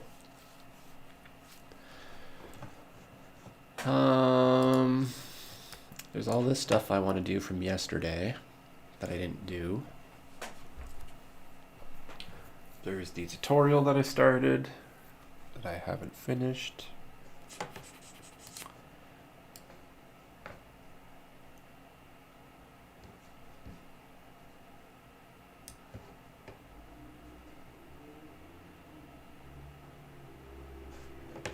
Maybe hop back to tutorial for a bit.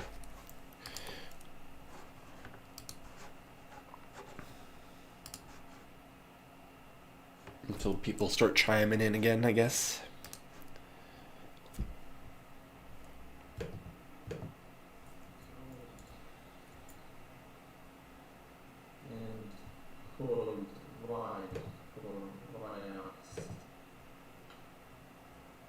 now we can press F to connect this face here. Oh, F. So you can also select this edge here and go with E and hold Z for Z axis. But with F is much easier. And we also have one hallway in this direction here. You can see in this camera angle that here is one hallway. So we can go with Control R, and if you move your mouse you get this look at on different position, and I want look at here, and I will move this to about here, and now I will select this face and with E to extrude, and we can just move, or we can hold X for X axis, but now it's stick on X axis, and we can create this form. If you want to extend this hallway, it is not a good idea to select this face and move, because we get these problems here. And better solution for this is to go to orthographic view, and with this edge select and with X-ray mode we can select all this line here and adjust this.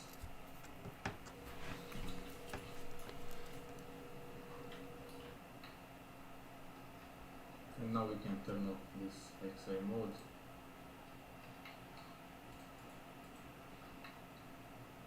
The first thing I would recommend before you start working on a scene is to find a good reference. I usually use Find a good reference, he seals. Good reference.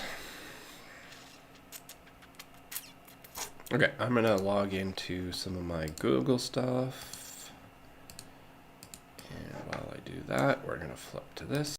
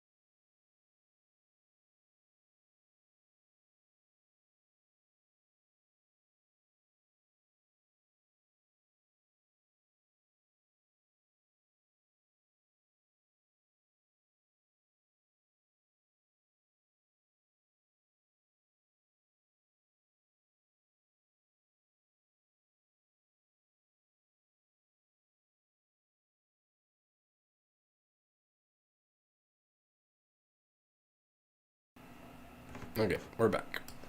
I'm in. So we're looking for some references for this room that I want to make. And have I written it in this? I don't think I have.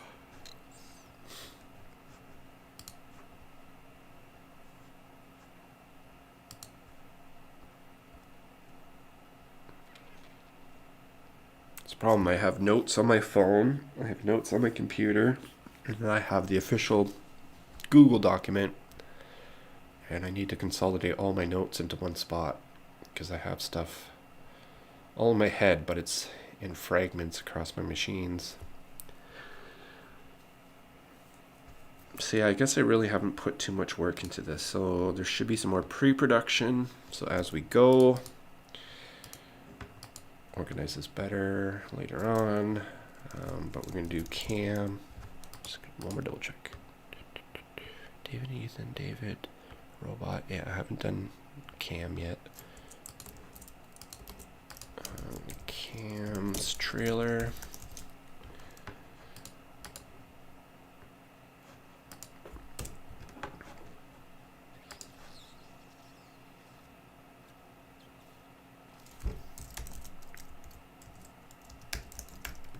I'm gonna probably log into this. Give me a second. Gonna flip back.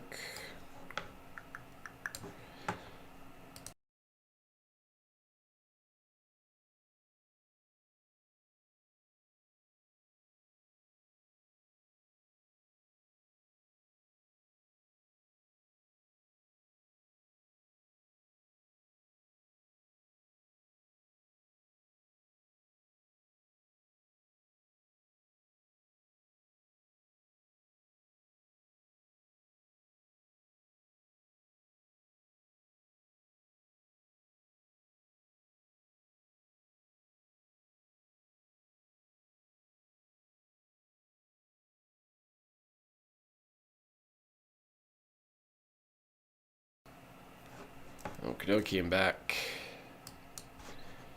Man, it's been a while since I've been in this headspace. Definitely wish I could be doing this full time. Anyways, I don't think I've generated any for the scene. All right, I gotta do pay membership again. I forgot.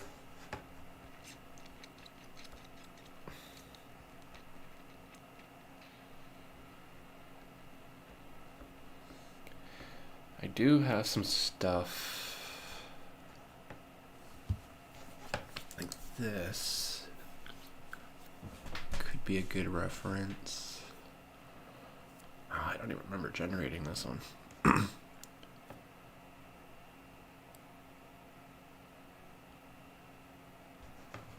Circular doorway, because what I'm looking at doing right now is creating a hallway.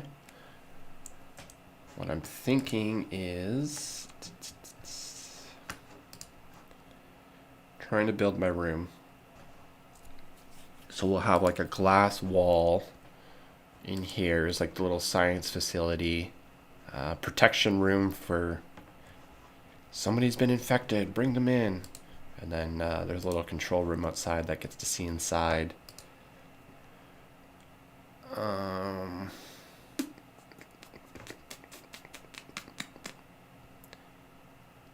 The terminal stuff was going to be here.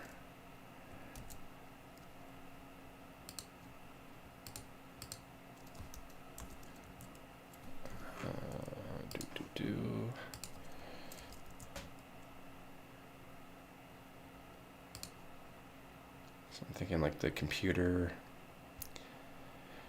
terminal, but the window thing might not work because I wanted to have like screens. Kind of more so like this. Actually, I'm wondering if, do I model these myself or do I just buy them?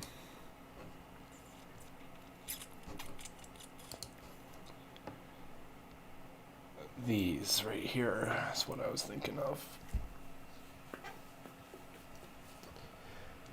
Definitely going to take me more than an hour.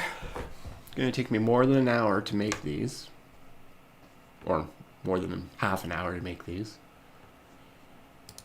I could buy these and then modify them.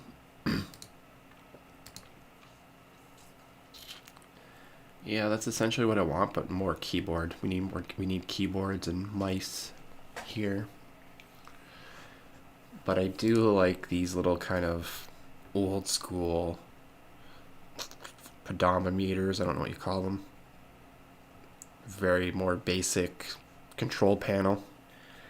Because there's going to be like the episode that we're seeing this took place like when technology was old, and now we're like 30 years into the future, so time and technology's changed. So the stuff living in this room I'm creating is going to be like 1990 technology, And then the people that arrive to this facility are going to be like 2060 technology. They're going to be like exosuits and yeah, hologram technology, all that kind of stuff. So there's going to be this contrast happening. But is there even more? Because these aren't even still quite what I'm looking for. Again, security, surveillance, I'll need those outside of the facility. But we'll cross that bridge when we get there. Right now it's just the interior.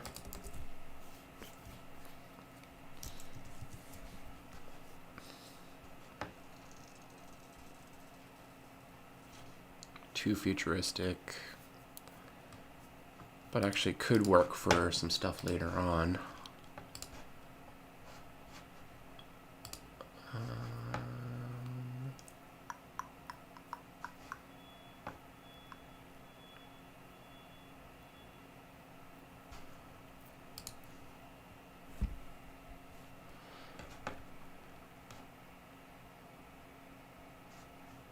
Interesting. A lot of my scenes are probably going to be first person. Yeah, that looks like it's probably about it for control panels.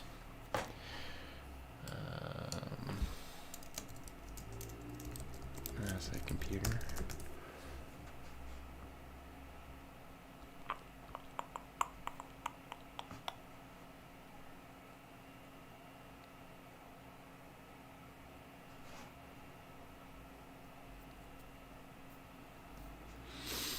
Yeah, that's sweet. Looks like we can get more packs for that Botanic outside of even just what Botanic offers.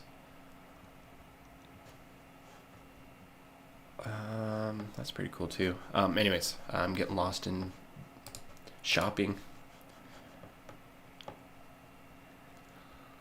Well, I'm not going to buy it right now because I'm not sure how far I'm going to get with the tutorial, but the plan is my computer in the tutorial is just going to be that. Oh yeah, that's going to be sweet. We got to look into that more. But right now, stay focused. So this could be a contender for... We're looking for reference images, and then we're going to go back into Blender.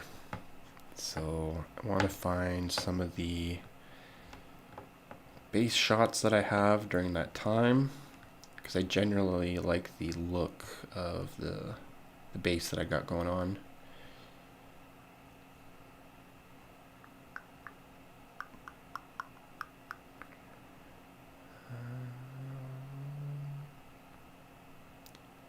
That's the new base. That's the new base.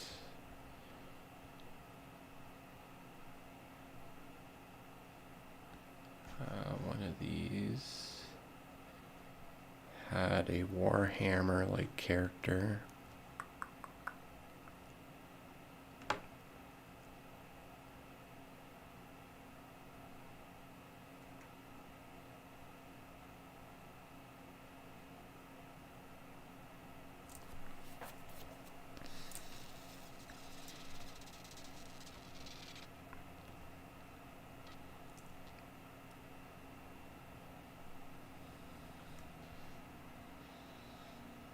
Yeah, it took a little bit to generate some of the images that I specifically wanted. Kind of had to keep changing the keywords.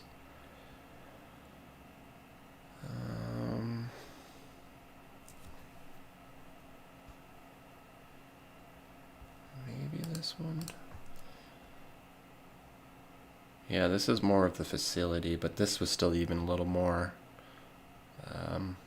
more advanced than I wanted it. Oh, here we go. This is the stuff I was looking for. This, that.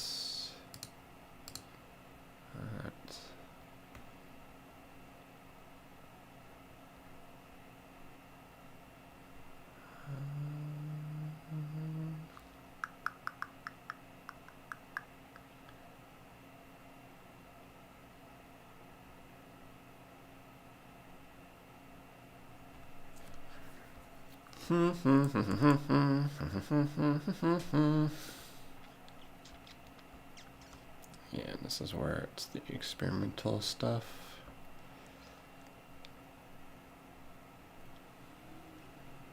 Some of the original ideas that didn't quite make it over. Some branding for the movie poster. Character generation, monster generation, robots, exoskeletons. Well, I think that's it. Okay, so we got a couple references.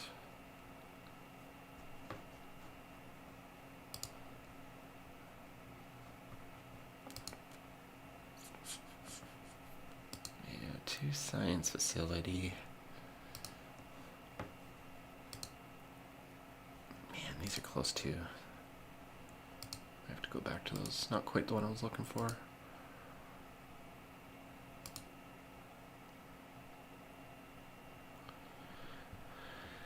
Probably for modeling, that one might be easier. Nah.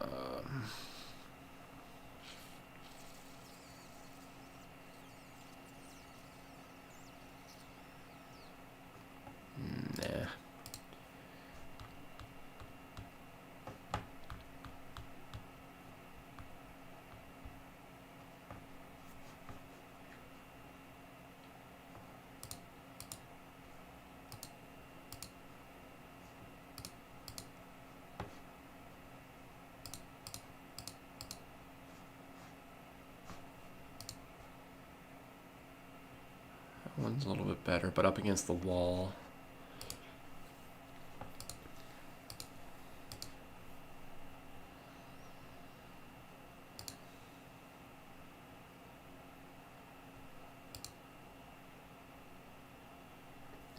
Yeah, I like that paneling. That paneling. This, but here. Maybe not these rows of monitors.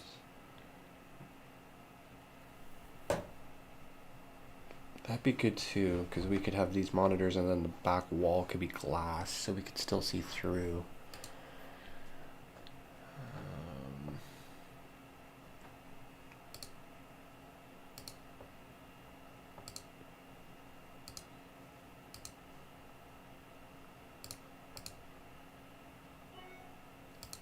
Okay, let's use those 3.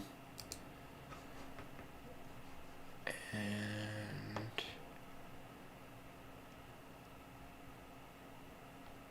I need one more reference.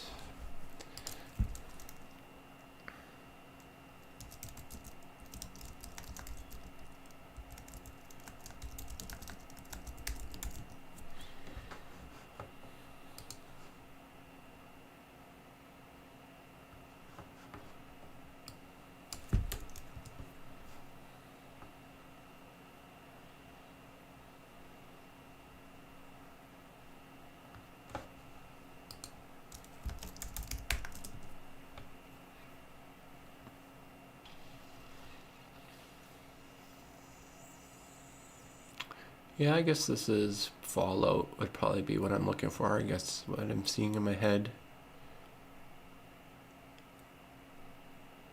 Yeah. Yeah, I guess that's where the inspiration's coming from. It's like, I know I've seen this before. I know. And it's a lot like this is what I'm looking for, I guess. And then the glass window.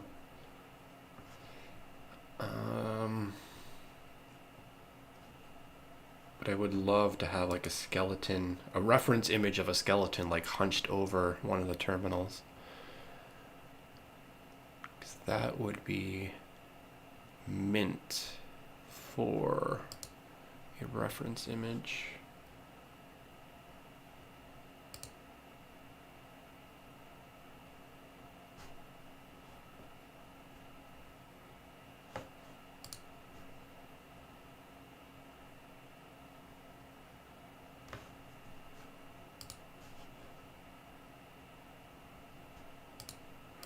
A couple here that are close. If I just had the perspective on the other side, then that would have been ideal.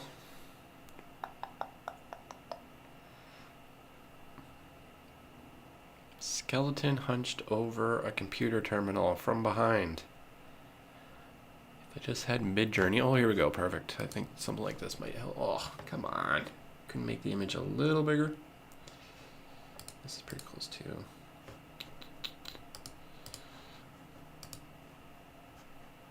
Oh, come on. Come on, come on, come on. Come on, come on, come on, come on, come on.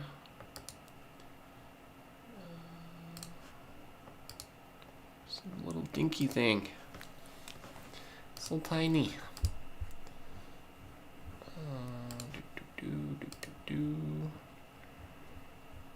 I'm not even going to use that one. It's not the right angle.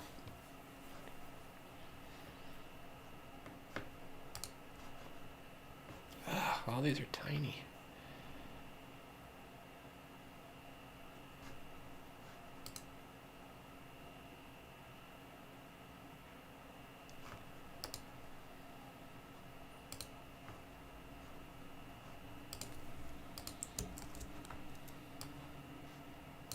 Sorry, I'm spending way too much time on this if anybody's watching. Just looking for some reference images.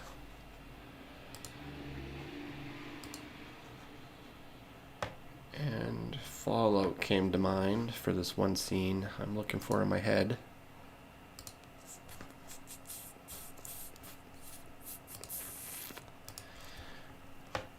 And they're out there, they're just very hard to find.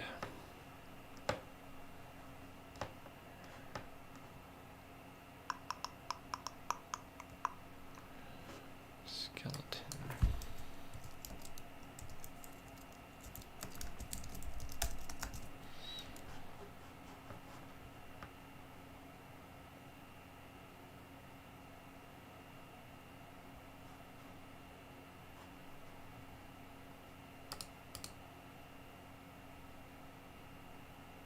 Yeah, like something like that.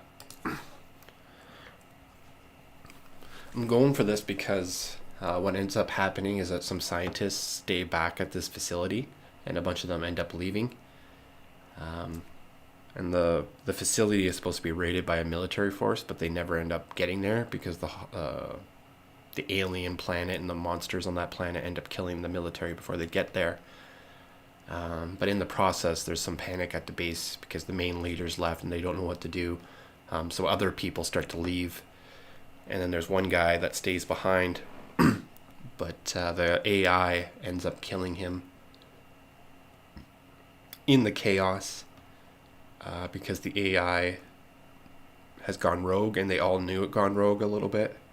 But they didn't believe that it would actually try to execute some of its desires or curiosities.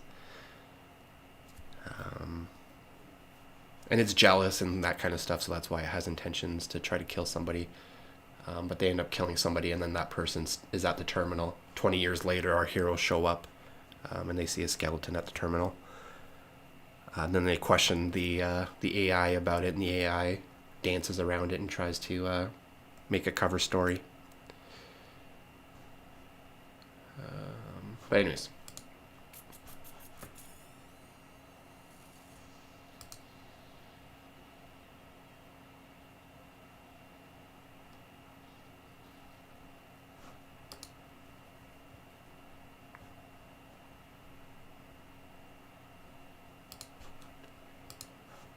That's what I didn't want.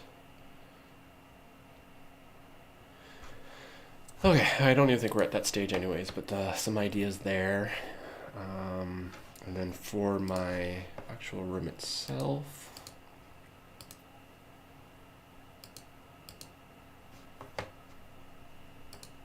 there was one image that looks like I removed.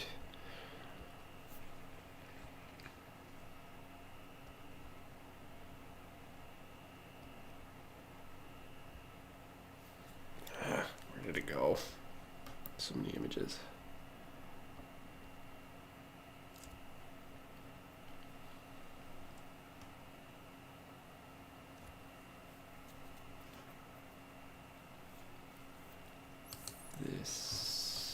No.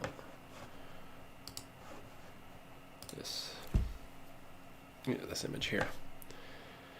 Okay, So we definitely have to create a circular hallways, not square hallways. So that's one thing we'll want to do here.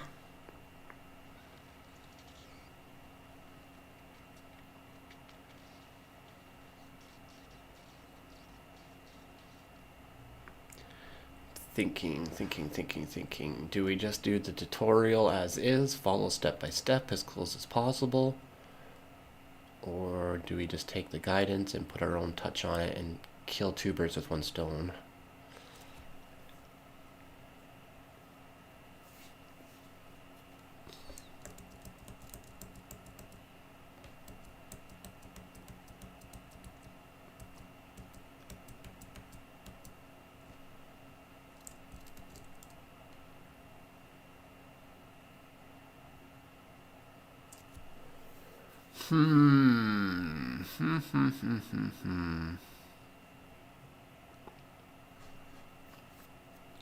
Not sure what I should do.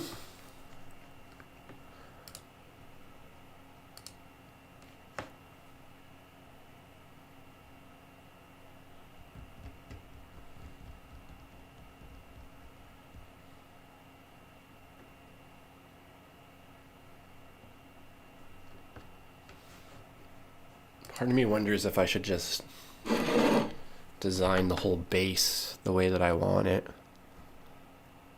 Because I'll be using the base for... Anyways, I think I'm going to end the stream. I'm just rambling. There hasn't really been too much project progress. I might probably end up deleting this one from the channel. Had some intentions today, but got a little squirrely, so apologies. But yeah, dropped a Discord link in the chat there. If you guys are new, coming across this video,